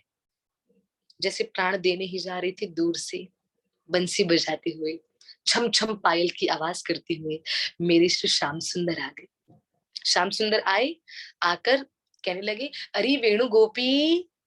वेणु गोपी ने जब सुना, वो सुनकर देखकर तो कांपने लग गई। अरे जिस कृष्ण को देखने के लिए पहले परमिशन लेनी पड़ती थी सहचरियों की, फिर लेनी पड़ती थी मंजरियों की, फिर लेनी पड़ती थी सखियों की, तब जाके दर्शन होते थे, आज वो कृष्ण खुद आ गए हमारे पास। क्या बात है। तो बहुत कांप गई। ठाकुर जी ने देखा वेणु सखी बहुत कांप रही है, बहुत डर रही है। ठाकुर जी ने वेणु गोपी का, क्षमा करिए, वेणु गोपी का हाथ पकड़ लिया। अब तो प्यारे वेणु गोपी के तो अब तो हालत ही खराब। अब तो वेणु गोपी की हालत ही खराब हो गई, क्योंकि जब ठाकुर जी ने हाथ पकड़ लिया तो वेणु गोपी कह रही अब मैं क्या करूं। तो मेरे प्यारे भक्तों, उस समय जब ठाकुर जी ने, हमारे गोविंद ने जब वेणु गोपी का हाथ पकड़ा, हाथ पकड़कर उनको सहला रहे हैं, शांत हो जाओ, शांत हो जाओ। वेणु गोपी ने कहा, श्याम सुंदर, मुझे मेरे शरीर को त्यागने दो, क्योंकि जो शरीर, जो जीवन आपकी सेवा में नहीं, जो जीवन, जो ये शरीर, जो ये हाथ आपकी सेवा में नहीं, वो किसी काम की नहीं। इसलिए भजन है ना, बेकार वो मुख है जो रहे व्यर्थ बातों में, मुख वो है जो हरि नाम का कीर्तन किया करे। जो हरि नाम का भजन करता है, मुख वो है, मुख वो नहीं है जो चार लोगों की बातें किया करे, गॉसिपिंग किया करे। वो मुख मुख नहीं है प्यारे। बेकार वो मुख है जो रहे व्यर्थ बातों में, मुख वो है जो हरि नाम का कीर्तन किया करे। तो वेणु गोपी ने कहा, कृष्ण अब मुझे प्राण का अंत करना है, और अब तो मैं अच्छे से जाना चाहती हूँ, क्योंकि मुझे आपके दर्शन हो गए। श्याम सुंदर ने कहा, मैं आपसे क्षमा मांगने आया हूँ। वेणु गोपी ने कहा, मुझसे क्षमा क्यों? ठाकुर जी ने बोला, मैंने आपकी बहुत परीक्षा ली। जब जब आप जो जो सेवा मेरे लिए करती, उस सेवा को मैं कभी भी स्वीकार नहीं करता था। मैं देखना चाहता था कि आप इस भाव को किस तरीके से ले रहे हो। पर आपने कभी भी मुझे गलत नहीं बोला, कभी भी नहीं। वेणु गोपी ने बोला, मैं आपको गलत क्यों बोलूं? अरे आप तो नाथ हैं, आप तो महाराजा हैं, आप तो संसार के, ब्रह्मांड के आप ईश्वर हैं, आप मेरे नाथ हैं। और नाथ अगर रिजेक्ट कर भी दे, अस्वीकार कर भी दे, तो कौन सी बड़ी बात है?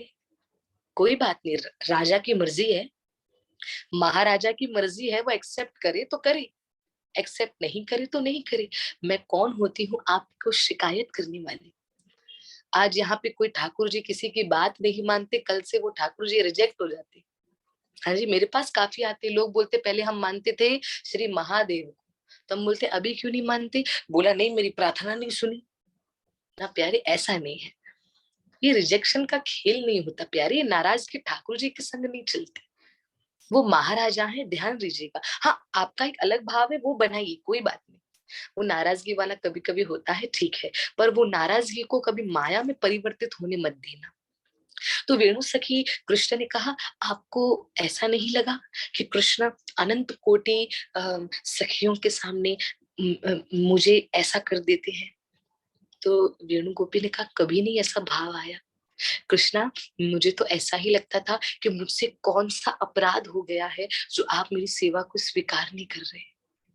मुझे कभी ऐसा नहीं आया कि क्यों ऐसा कर रहे हैं। देखा, सबका उसका पान खाते हैं, उसके हाथ का, और मेरे हाथ का नहीं खाते। उसका एक्सेप्ट कर रहे हैं और मेरे हाथ का नहीं कर रहे। वेणु गोपी कहने लगी, मैं तो अपने आप को ही गलत मानती हूँ, मैं तो अपने आप को कोसती रहती थी दिन रात। अरे वेणु, अरे वेणु, तूने ऐसे कौन से कर्म किए हैं, तो कितनी अभागी है कि तेरी सेवा श्याम सुंदर स्वीकार नहीं करते। ऐसा वेणु कहती है कि मैं अपने आप को कोसती थी ये बोलते बोलते। तो श्याम सुंदर ने कहा, मैं इसी बात के लिए क्षमा मांगने आया हूँ, अब बहुत हो गई परीक्षा। ने कहा, परीक्षा? बोला, हाँ परीक्षा। अब बहुत हो गई परीक्षा। श्याम सुंदर कह रहे हैं, अब बहुत हो गई परीक्षा, बहुत मैंने ले ली परीक्षा, अब बस। हे वेणु, तुम जीती में हारा। ओ हो, संसार को बनाने वाला कह रहा है, तुम जीती में हारा। वेणु गोपी ने बोला, श्याम सुंदर, अभी भी नहीं समझ पा रही हूं मैं, आप क्या बोल रहे हो? श्याम सुंदर ने कहा, वेणु, जब जब आप आती तो आपकी सेवा को मैं कभी स्वीकार नहीं करता। मैं आपकी परीक्षा लेना चाहता था, जबकि भाव तो बहुत था। परीक्षा लेना चाहता था, देखना चाहता था कितना इसका भाव, कितना वेणु गोपी का भाव मेरे अंदर है। और आप जीत गई, आप विजयी हो, मैं हार चुका हूँ आपके सामने। तो वेणु गोपी जब श्याम सुंदर को देख रही थी, तो श्याम सुंदर ने बोला, मांगो, क्या मांगना चाहती हो? वेणु गोपी ने कहा, मुझे कुछ नहीं चाहिए, मेरे दरवाजे पर चलकर श्याम सुंदर आ गए, मुझे और क्या चाहिए? जिंदगी का लक्ष्य यही है, मुझे और कुछ नहीं चाहिए। श्याम सुंदर ने बोला, फिर भी मांगना तो पड़ेगा। वेणु गोपी ने कहा, कुछ नहीं, अपना साथ बनाए रखना। ठाकुर जी ने कहा, ठीक है, वही साथ मैं कैसा बनाए रखूंगा वेणु? जितना मैंने आपको अपने से दूर किया, जितना मैंने आपकी सेवा को अस्वीकार किया, कभी भी स्वीकारा नहीं, हजारों सखियों के सामने, करोड़ों सखियों के सामने आपका अपमान कर दिया। हे वेणु, मुझे क्षमा करना। आने वाले समय में मैं द्वापर युग में जा रहा हूँ। द्वापर युग में मैं धरती में जा रहा हूँ लीला करने के लिए। कृष्ण यही स्वरूप में जाऊंगा, कृष्ण बनकर जाऊंगा। पर हाँ, इस गौलोक धाम में मैंने आपको अपने से बहुत दूर किया। पर जब मैं कृष्ण बनकर जा रहा हूँ नीचे धरती पर अपनी लीला करने, तो वही लीला में मैं आपको सदा सर्वदा अपने साथ, अपने पास रखूंगा। जब मैं सोया रहूंगा तब आपको गले से लगाकर सोऊंगा। जब मैं घूमा फिरा करूंगा, खेल कूद करूंगा, तो कमर से लगाकर रखूंगा। जब मैं निकुंज में राधा रानी के संग बैठा रहूंगा, यमुना किनारे सखियों के संग बैठा रहूंगा, तो आपको होठों से लगाकर रखूंगा। और आपका धरती पर नाम होगा वंशी और बंसी। तो मेरे प्यारे, वही वेणु, गौलोक धाम वाली वेणु गोपी इस धरती पर, इस द्वापर युग में ब्रज लीला में बन गई है मुरली, बंसी। तो मेरे प्यारे, आप सभी भक्तों को ये छोटी सी वेणु, वेणु गोपी की जो कथा मैंने बताई, तो ये मत समझना कि पहले सखियां हैं, फिर मंजरियां हैं, फिर सहचरियां हैं, फिर गोपियां हैं। ना, सेवा में बटी हुई है, सेवा में बटी हुई है। पर उनका लेवल, कृष्ण ने तो देखो कृपा गोपी पर करी, चाहते तो सीधा विशाखा सखी या ललिता सखी को ये वंशी बना देते, पर कृपा किस पे करी? गोपी पर। गोपी कौन सा लेवल है? लास्ट।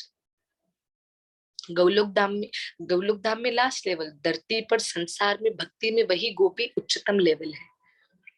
तो ठाकुर जी सिखाती, झुक कर रहोगे, जितना नीचे रहोगे उतना मेरे निकट रहोगे, उतना जल्दी जल्दी मिलूंगा, जल्दी जल्दी मेरे पास आओगे। तो मेरे प्यारे वेणु, ये वेणु सखी की लीला से सीखना चाहिए। जिसको कृष्ण रिजेक्ट करते रहे, जिसको कृष्ण अपने से दूर करते रहे, दूर दूर, जैसे वो आती कृष्ण चले जाते, सब सखियों को बुरा लगता था कि कृष्ण देखो बिचारी के साथ ऐसा क्यों करते हैं।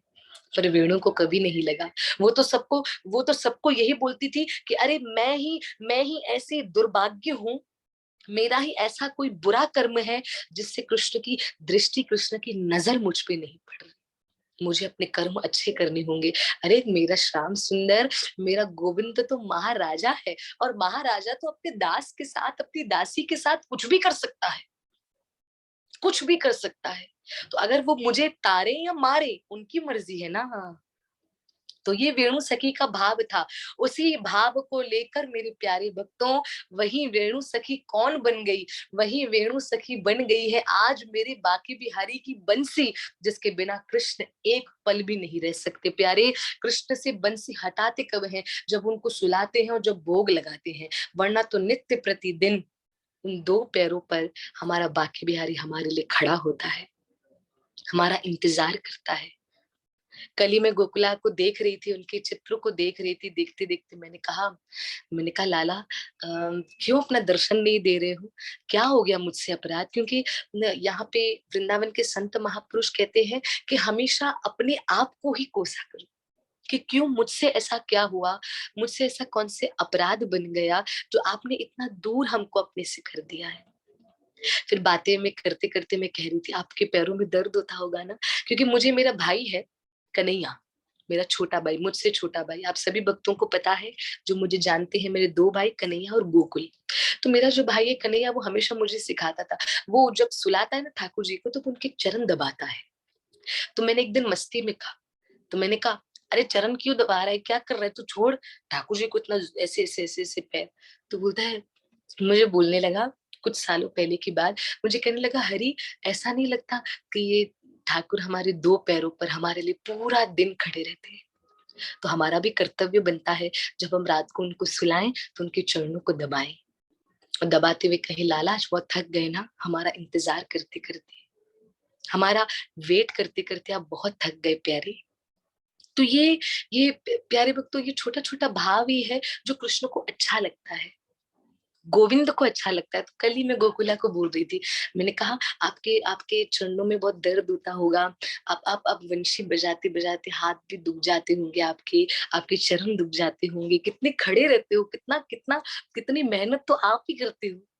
तो लाला से कल मैं ऐसे ही बात कर रही थी प्यारे। तो कहने का तात्पर्य है, बोलने का तात्पर्य है, वही वेणु जिसको कृष्ण ने हमेशा रिजेक्ट कर दिया, जिसको कृष्ण ने हमेशा अपने से दूर कर दिया, आज वही वेणु श्री कृष्ण के नित्य प्रतिदिन कृष्ण ने वचन दिया, वेणु में वचन देता हूँ, सोऊंगा तो गले से लगाऊंगा। वंशी हो ना, वंशी बनकर आ रही हो, मेरी बांसुरी बनकर आ रही हो, सोऊंगा तो गले से लगाऊंगा, खेल कूद करूंगा सखा के संग, ग्वाल बाल के संग तो कमर से लगाऊंगा, और जब राधा रानी के संग बैठा रहूंगा, सखियों के संग बैठा रहूंगा और अपने भक्तों को दर्शन दूंगा तो आपको होठों से लगाऊंगा, आपको अधरों से लगाऊंगा। तो वही वंशी, वही मुरली, वही बंसी हमारे गोविंद की वेणु है। वो भी वेणु गोपी, सखी नहीं है, मंजरी नहीं है, सहचरी नहीं है, गोपी है। जितना दूर रिश्ता उतना जल्दी जल्दी कृष्ण के पास आ जाना, गोविंद के पास आ जाना, हमारे ठाकुर के पास आ जाना। तो मेरे प्यारे, बताने का भाव यही है, बोलने का भाव यही है कि हमारे गोविंद बड़े दयालु हैं, बड़े कृपालु हैं। ये नहीं समझना चाहिए कि हमारा संबंध उनसे दूर है तो दृष्टि दूर, ना ना ना, वो पास ही है, एकदम पास ही है, बिल्कुल पास है। तो गोलोक धाम में भी जो गोपी है, दूर है वो, पर बन गई द्वापर युग में कौन, वंशी, बंसी बन गए, कितना निकट आ गई, कितना निकट। तो मेरे प्यारे, ये भाव है ठाकुर जी का, और यहाँ पे ब्रज के भाव में ये बताया गया है। तो जिन्होंने प्रश्न पूछा कि मंजरियां कौन है, छठ गोस्वामी कौन है, तो उनको लिए मैंने बता दिया कि छठ गोस्वामी और कोई नहीं, छठ गोस्वामी साक्षात मंजरियां हैं जो श्री गौलोक धाम में है। ठीक है, श्री गौ, वही मंजरियां। क्षमा करिए, क्षमा करिए, आप लोगों को कथा में विघ्न आ रही होंगी, पीछे से कॉल कॉल कॉल आ रहे हैं। और मैं बार बार कहती हूँ कि कॉल भी वो लोग करते हैं जो ऑलरेडी कथा में ज्वाइन है, मैं उनका नाम नहीं लेना चाहती। तो मैं उम्मीद करती हूँ वो समझ जाए। मैं देख रही हूँ कि वो ज्वाइन है, पर फिर भी कॉल पे कॉल वो पीछे से कर रहे हैं, जिसकी वजह से पूरा कनेक्शन जो जुड़ रहा है ठाकुर जी का, तो वो नहीं हो पाता। तो क्षमा करिए, मैं सब भक्तों से, उनसे स्पेशली प्रार्थना करूंगी जो मुझे कॉल कर रहे हैं, प्लीज आप बाद में करिएगा। मैं देख रही हूँ वो कथा में भी मेरे साथ जुड़े हुए हैं और पीछे से कॉल कर रहे हैं, तो इसमें कथा में डिस्टर्ब हो रहा है। तो या तो आप सरलता से या तो सरलता से आप जो कॉल करना चाहते हैं वो अभी कथा से लीव हो जाए। ये कथा एक रस है प्यारे, तो वो रस में जिस तरह एक पानी में पत्थर मारो तो उसकी लहरें उथल पुथल हो जाती है, तो उसी तरह कथा में बाधा डालो तो कथा का रस चला जाता है।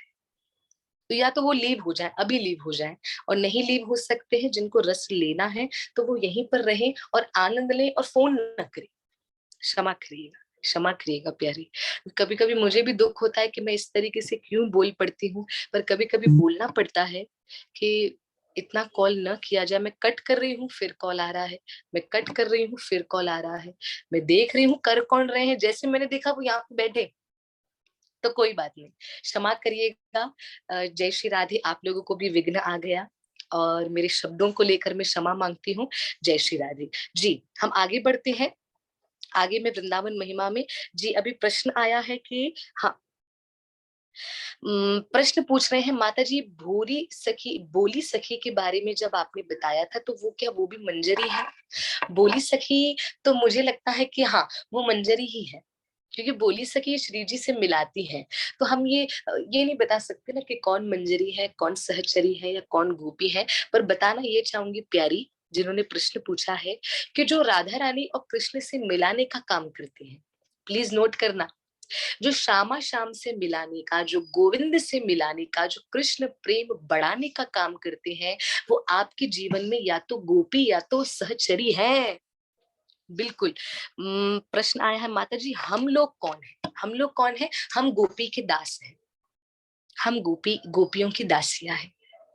पहले है राधा कृष्ण, फिर सखियां, फिर है मंजरियां, फिर है सहचरियां, फिर है गोपियां, फिर है उनकी दासियां। तो हम तो उनकी दासियों की भी दासियों की भी दासी हैं, है ना। तो जब उनकी दासियों की भी दासी बनेंगे तो और कृष्ण जल्दी जल्दी उनको स्वीकार करेंगे। ठीक है जी। आगे मैं लेती हूँ जी।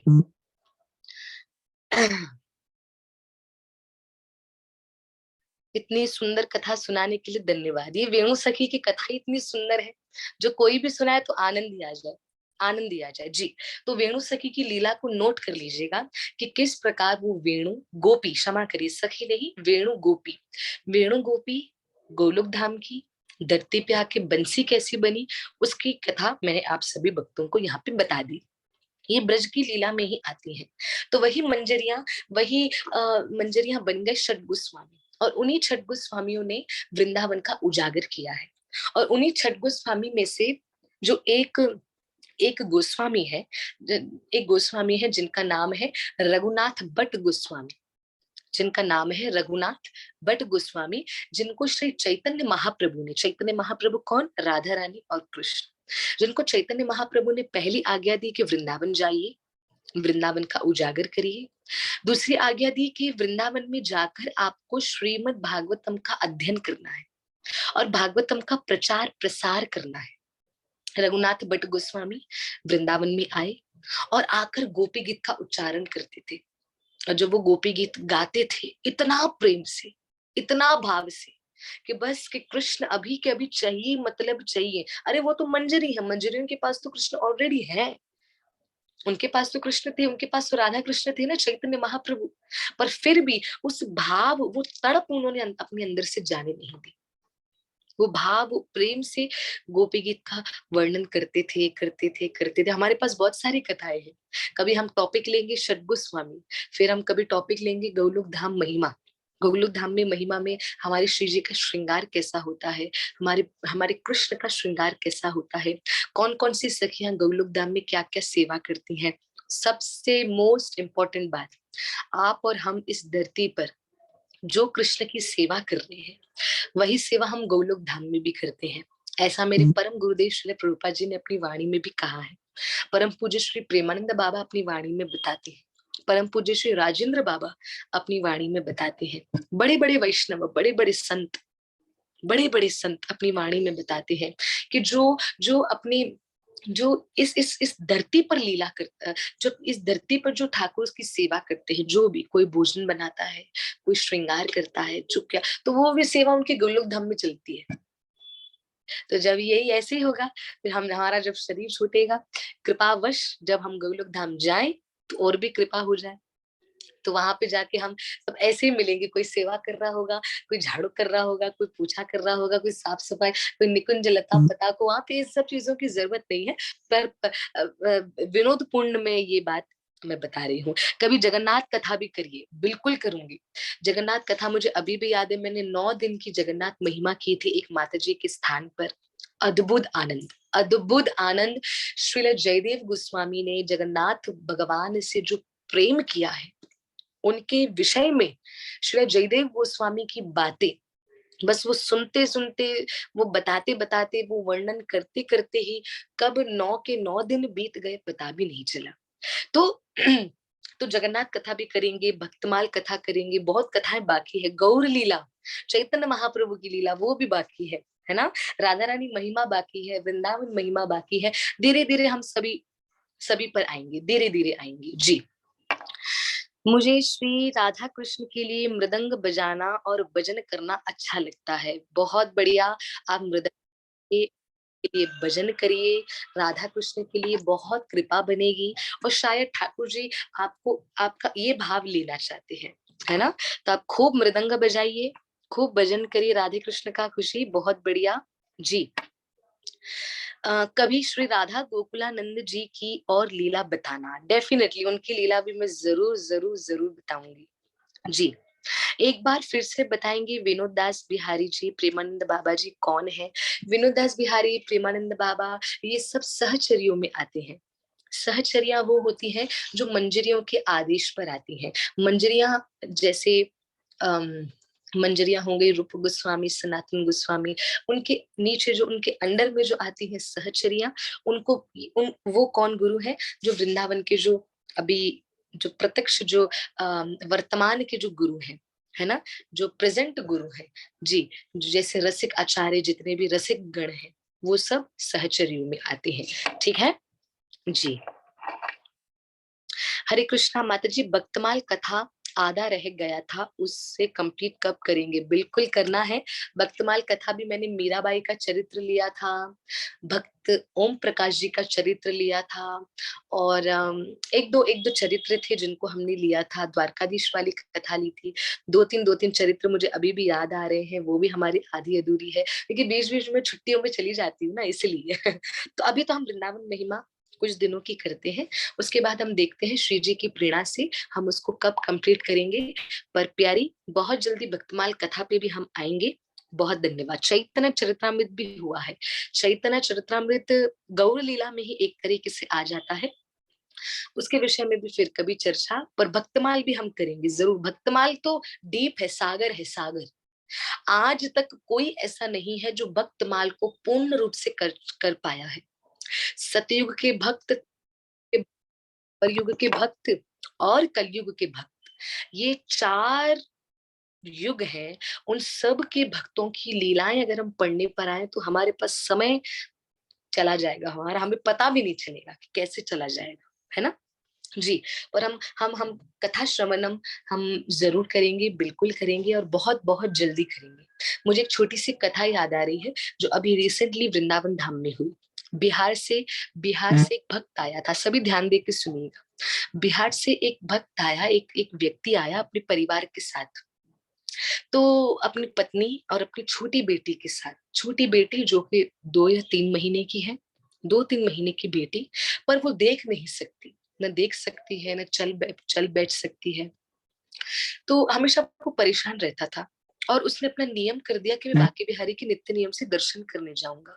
तो डेली बिहारी जी के दर्शन करने जाता। पर उसको वृंदावन में रहना है तो खाना पीना भी सब देखना पड़ेगा। तो वृंदावन में रहकर वो रिक्शा चलाने लगा। टमटम होती है ना, रिक्शा, इलेक्ट्रॉनिक रिक्शा, वो चलाने लगा। तो वो चलाते चलाते अभी दिन, तो ये पब्लिक आती गई, तो उसको समय नहीं मिलता बांके बिहारी का दर्शन करने जाने के लिए। तो धीरे धीरे उसका दर्शन भी छूटता गया। पहले तो डेली जाता था, अब वो दर्शन भी छूटता गया। पर मन में हमेशा ये भाव रहता था उस व्यक्ति के कि मैं बिहारी जी के दर्शन करने क्यों नहीं जा पाता, क्यों नहीं जा पाता। बिहारी जी, आपने वृंदावन वास तो दे दिया है, पर अपने दर्शन से मुझे दूर कर दिया है। अब आपके दर्शन करे हुए मुझे महीनों महीनों बीत जाते हैं। मुझे बिल्कुल बिल्कुल पता ही नहीं चलता मुझे कि मैं कैसे कर रहा हूँ, कैसे समय बीत रहा है। मुझे अब आपका दर्शन करना है। तो एक दिन वो व्यक्ति, वो पुरुष दर्शन करने जाता है, जो बिहार से जो लड़का आता है। जैसे वो दर्शन करने जाता है, दर्शन करने जाता है, तो पता चलता है बाकी बिहारी के दर्शन बंद हो गए, क्योंकि बिहारी जी का सोने का टाइम हो गया। सारी पब्लिक निकल गई, सब निकल गए। एंड तक वो खड़ा रहा कि अरे थोड़ा तो दरवाजा खोल दो, थोड़ा तो मैं देख लूं, बिहारी जी पट खोल दो, पर्दे खोल दो। पर बिहारी जी तो विश्राम करने चले गए। अंत में वो व्यक्ति के पास बिहारी जी के मंदिर के गोस्वामी आए, और उन्होंने बोला यहाँ पे क्या कर रहा है। बोला गोस्वामी जी मैं आपको क्या बताऊं, बहुत महीने हो गए मैंने बिहारी जी का दर्शन नहीं किया। परिवार में इतना व्यस्त हूँ, काम धंधे में इतना व्यस्त हूँ, और मेरी छोटी सी बेटी जिसके नेत्र नहीं है, आंखें नहीं है, वो देख नहीं सकती, न चल सकती है, न उठ सकती है, छोटी सी बच्ची है, उसको क्या करना है, कैसे करना है। गोस्वामी जी मुझे कुछ समझ नहीं आता। बिहारी जी को बोलिए ना कृपा करे, कब करेंगे। गोस्वामी जी ने बोला अरे कृपा करेंगे तो हाल फिलहाल अभी तो तुम्हारा रिक्शा खाली हो तो मुझे घर छोड़ोगे। व्यक्ति ने बोला जरूर छोड़ूंगा। तो वो रिक्शा वाले ने बांके बिहारी मंदिर के गोस्वामी को घर पे छोड़ा। जैसे उनके घर पे छोड़ा, तो घर छोड़ने के बाद बिहारी जी के गोस्वामी को घर जैसे छोड़ा, और तुरंत वो अपने घर आए। वो रिक्शा वाला जैसे अपने घर आया, अपने घर आके उसने क्या देखा, जो देखा उसने उसके रोंगटे खड़े कर दिए। क्या देखा कि मेरी छोटी सी बच्ची जिसको अब तक आंखें नहीं थी, जो देख नहीं पाती थी, वो देख रही है, और जो चल बैठ नहीं पाती थी आज वो क्रॉलिंग, वो जो पापा पहिया चली घुटवन बल चल रही है। अपनी पत्नी से पूछने लगा कि ये कैसा चमत्कार हुआ, हमारी बच्ची न देख सकती थी, न चल फिर सकती थी, न उठ सकती थी, हाँ, पूरी तरीके से अपाहिज, अपंग, पूरी तरीके से अपाहिज। तो ये कैसे कृपा हुई, ये क्या हुआ? तो उनकी पत्नी ने कहा कि अरे बिहारी जी के मंदिर के गोस्वामी आए थे। तो बोला अच्छा फिर? तो बोला वो आए, उन्होंने हमारी छोटी सी लाली को सर पे हाथ रखा और गोद में उठाया और बस सुला के चले गए। और जब से वो गए हैं तब से हमारी बेटी देख रही है, सब कुछ देख पा रही है, अच्छे से चीख रही है, चिल्ला रही है, बच्चा देखता है तो रिएक्ट करता है। और गुटवन बल भी चल रही है, उसके बाद से ये हो रहा है।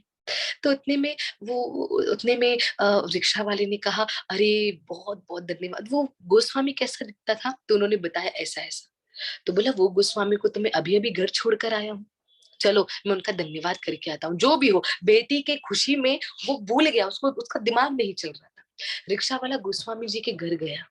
जैसे घर गया उनका धन्यवाद करने, गोस्वामी जी को बोला आपका बहुत बहुत धन्यवाद, आपने मेरी बेटी को ठीक कर दिया। गोस्वामी जी ने बोला किसका धन्यवाद? बोला आपका धन्यवाद, अभी अभी आपको छोड़कर गए ना। गोस्वामी जी ने बोला जरा पागल हो गए हो तुम, कैसी बात कर रहे हो? मैं पिछले 1 हफ्ते से बिस्तर पे पड़ा हूँ, इतनी मेरी तबीयत खराब है, मैं उठ नहीं पाया हूँ और तुम मुझे बोल रहे हो कि मैं आपको अभी अभी घर पे छोड़कर गया हूँ। तुम किसको छोड़कर गए? बोला गोस्वामी जी वो आप ही तो थे जो बिहारी जी का मंदिर जब दर्शन बंद हो गए, मैंने कहा जरा पर्दा हटा के दर्शन तो दे दो, पर किसी ने नहीं दिया। उतने में आप ही तो आए मेरे पास और आपने आके कहा कि चल रिक्शा में चल, अभी मुझे मेरे घर छोड़। गोस्वामी जी ने बोला लगता है तो पूरा पागल हो गया है, मैं 1 हफ्ते से बीमार हूँ, मेरे शरीर में शक्ति नहीं है कि मैं उठकर कहीं जा पाऊं, तो मैं मंदिर में सेवा में कैसे आऊंगा? पूछो मेरे परिवार से। गोस्वामी के परिवार में बोला हमारे पिताजी, पत्नी कहने लगी हमारे पति तो 1 हफ्ते से बाहर नहीं निकले, घर से बाहर कदम नहीं निकला, आप किसको छोड़ने आए और कौन आपके घर आया? तो उस समय वो दिमाग नहीं चल रहा उसका कि क्या है बात, क्या है क्या है क्या है। बिहारी जी के मंदिर गया, मंदिर के बाहर आधी रात को दरवाजे के बाहर खड़ा है और खड़ा होकर कहने लगा बिहारी जी वो गोस्वामी कौन थे? वो कौन थे इतना भी पता नहीं चल रहा, कि वो भाव में इतना खो गया है, वो प्रेम में इतना खो गया है कि उनके घर पर उनकी छोटी सी बच्ची, उनकी छोटी सी बेटी को जो ठीक कर कर गए वो बाके बिहारी थे। और जिसको उन्होंने अपनी रिक्शा में बिठाया वो साक्षात त्रिलोकीनाथ, ब्रह्मांड को चलाने वाला बाके बिहारी उनकी रिक्शा में बैठकर सैर करने लगा। क्या बात है प्यारे, ये सत्य लीला बिहार से आई हुई एक भक्त के साथ हुई। आज भी वो वृंदावन की कुंज गलियों में रिक्शा चलाता है, उसका पूरा का पूरा परिवार बिहारी जी मंदिर जाता है, दर्शन करता है नित्य नियम से। वो बच्चे का चमत्कार जो पूरा संसार में कोई बड़े से बड़ा डॉक्टर नहीं कर पाया, अरे संसार का तो बड़ा डॉक्टर है ना हमारा बिहारी जी। तो कथा का सार यही है प्यारे, कि जिनसे आप प्रेम करते हैं तो वो हमारा दुख नहीं सहन कर पाते, वो हमारा दुख देख ही नहीं पाते, कि मेरे भक्त को, मेरे बच्चे को, मेरी संतान को, मेरे प्यारे को दुख है, मुझे अब उस दुख से उनको मुक्ति दिलवानी है। बिहारी जी के दरवाजे पर वो व्यक्ति खड़ा होकर प्रश्न पूछ रहा है। प्रश्न पूछते पूछते कह रहा है बिहारी जी वो कौन था? वो कौन था? मुझे तो अभी भी समझ नहीं आ रहा बिहारी जी वो कौन आया होगा। बिहारी जी से प्रश्न पूछना है। प्रश्न पूछते छोटा सा बालक, छोटा सा लाला उनके पास आया। छोटा सा बालक, छोटा सा लाला आया। बोला इतना भी पता नहीं वो बाके बिहारी थे, अब बिहारी जी बार बार आएंगे क्या आपकी रक्षा करने? तो उतने में वो रिक्शा वाले ने वो बच्चे के चरण पकड़ लिए। बोला ऐसे नहीं बोलो बार बार आएंगे रक्षा करने के लिए, ये भी बिहारी जी हो, ये भी आप ही हो। तो जैसे कहा, जैसे चरण पकड़ लिए, उस बिहार से आने वाले लड़के को, उस व्यक्ति को बिहारी जी ने अपने मंदिर के बाहर दरवाजे पे आधी रात को अपने स्वरूप का दर्शन दिया है। अपने स्वरूप का दर्शन दिया है प्यारे, दिखा दिया मैं ही हूँ। तेरी रिक्शा में जो घूम रहा था, कब से तेरे साथ जो था वो मैं ही था। और तेरे घर जो आया, तेरी बच्ची को, जो अपनी बच्ची को मैंने ठीक किया वो मैं ही था। तो बिहारी जी परम दयालु, परम कृपालु, ऐसे तो हमारे कृष्ण है प्यारे, ऐसे तो हमारे गोविंद है प्यारे। तो वो तो अपने भक्तों पर नित्य नियम से कृपा करते ही है ना। तो ये एक छोटी सी लीला जो मैंने आप सभी के साथ शेयर की, बड़ी प्यारी और बड़ी सुंदर, ये हमारे ठाकुर जी की लीलाएं हैं प्यारे, है ना। ऐसे ही ठाकुर जी नित्य नियम से कहीं ना कहीं लीला करने के लिए मिल जाते हैं, कभी कहाँ मिलते हैं, कभी कहाँ मिलते हैं, हमें नहीं पता चलता किस रूप में, किस वेश में हमें हरि मिल जाए। तो अपनी नजरों को, अपनी दृष्टि को, अपने हृदय को ऐसा बना दो कि बाकी बिहारी हर रूप में आपको दर्शन देने आपके सामने आ जाए, चाहे वो बच्चा रूप में हो, बड़े रूप में हो, किसी भी रूप में हो, किसी भी रूप में हो, ठाकुर जी आपको दर्शन देने आ जाए, है ना। तो बड़ी सुंदर लीला। जी, प्रश्न है।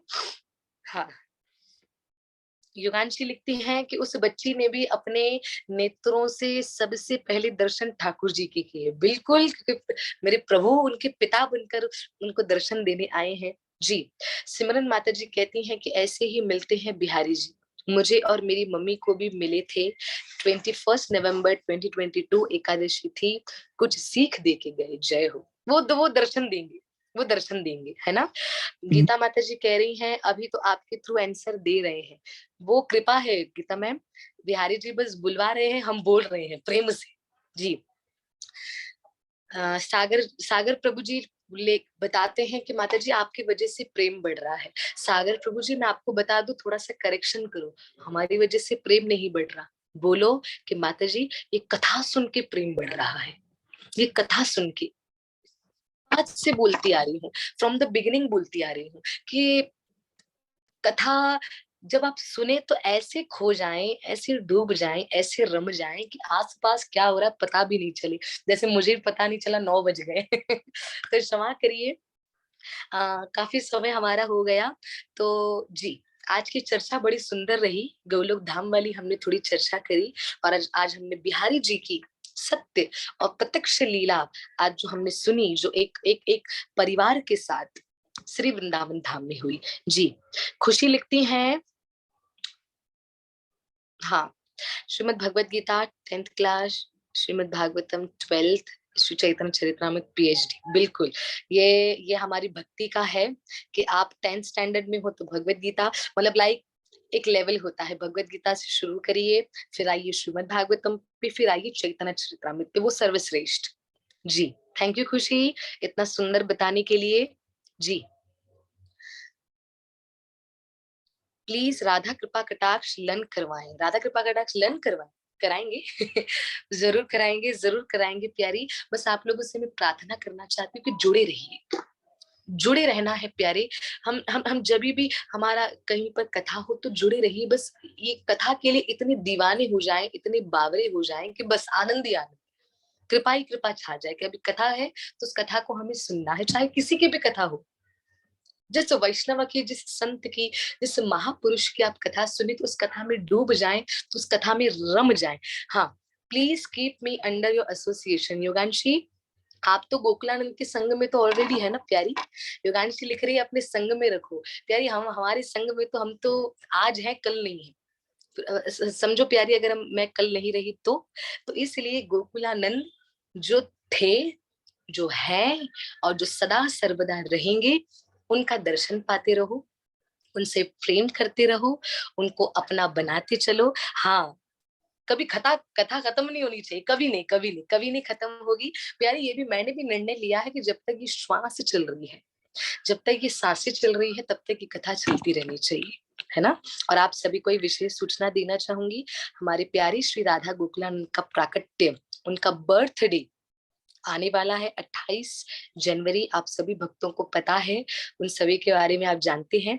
आप काफी भक्तों की सेवा मुझ तक ऑलरेडी पहुंच चुकी है, बहुत बहुत हृदय से धन्यवाद जिन भी भक्तों की सेवा मुझ तक पहुंची है। क्षमा करिए मैं क्यों ऐसा बोल रही हूँ, मुझ तक जिन भी भक्तों की सेवा गोकुलानंद तक पहुंची है, हृदय से गोकुलानंद की ओर से हृदय से उनका धन्यवाद। और जो भक्त सेवा करना चाहते हैं वो कुछ दिनों में अपनी सेवा पहुंचाएंगे, तो वस्त्र सेवा, श्रृंगार सेवा, और साथ ही साथ महा पुष्प अभिषेक सेवा, उसमें भी आपकी सेवा को जोड़ दिया जाएगा। संगी संग जो वृंदावन आप पाए, प्लीज प्लीज प्लीज जरूर आइएगा। बिल्कुल गोकुलानंद आपको बुला रहे हैं, आपको अपने लाला, आपको अपने प्यारे गोकुलानंद वृंदावन बुला रहे हैं, जरूर आइए, उनके जन्म उत्सव को और आनंदित बनाइए।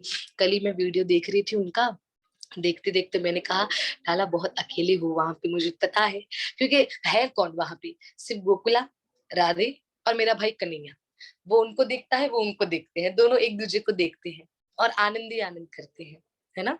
तो मैं उनको बोल रही थी, मैंने कहा लाला ऐसा कुछ करिए, अभी बस 28 को तो मैं उनसे बात कर रही थी, मैंने कहा 28 को तो सब भव्य आनंद आपके घर पे मेला लगा रहेगा, मेला ऐसे भक्त आएंगे और आपके मैं इमेजिन कर रही थी, मुझे इमेजिन करना बड़ा अच्छा लगता है कि लाला उस दिन आपके प्राकट्य के दिन क्या आपका स्वरूप होगा, क्या आपके ऊपर पुष्प वर्षा होगी, सुंदर पुष्पमाला आप धारण कर रहे होंगे, सुंदर आभूषण आपने धारण किए होंगे, सुंदर पगड़ी धारण की होगी।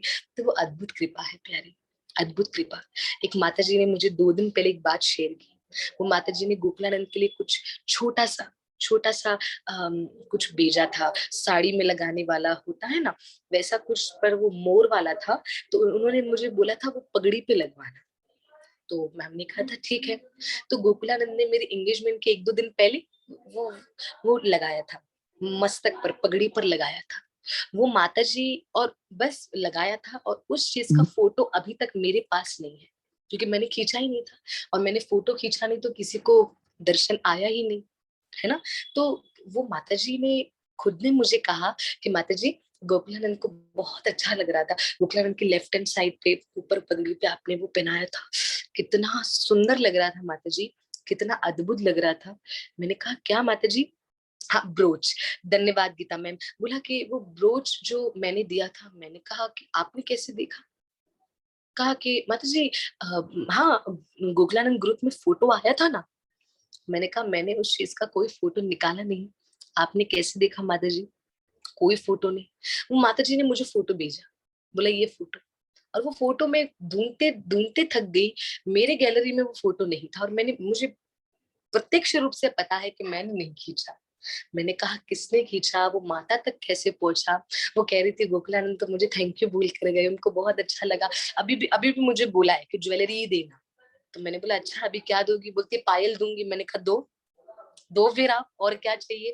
गोकुला ने सेल्फी ले ली, हाँ ले ली सेल्फी। योगांशी कह रही है गोकुलानंद ने सेल्फी ले ली, वो भाव है ठाकुर जी का, वो ठाकुर जी का भाव है, वो करते हैं, वो लीलाधर ठाकुर है। तो चलिए आज आप सभी भक्तों से मैं विदा लेना चाहूंगी। कल हम पुनः मिलेंगे, जल्दी से मिलेंगे।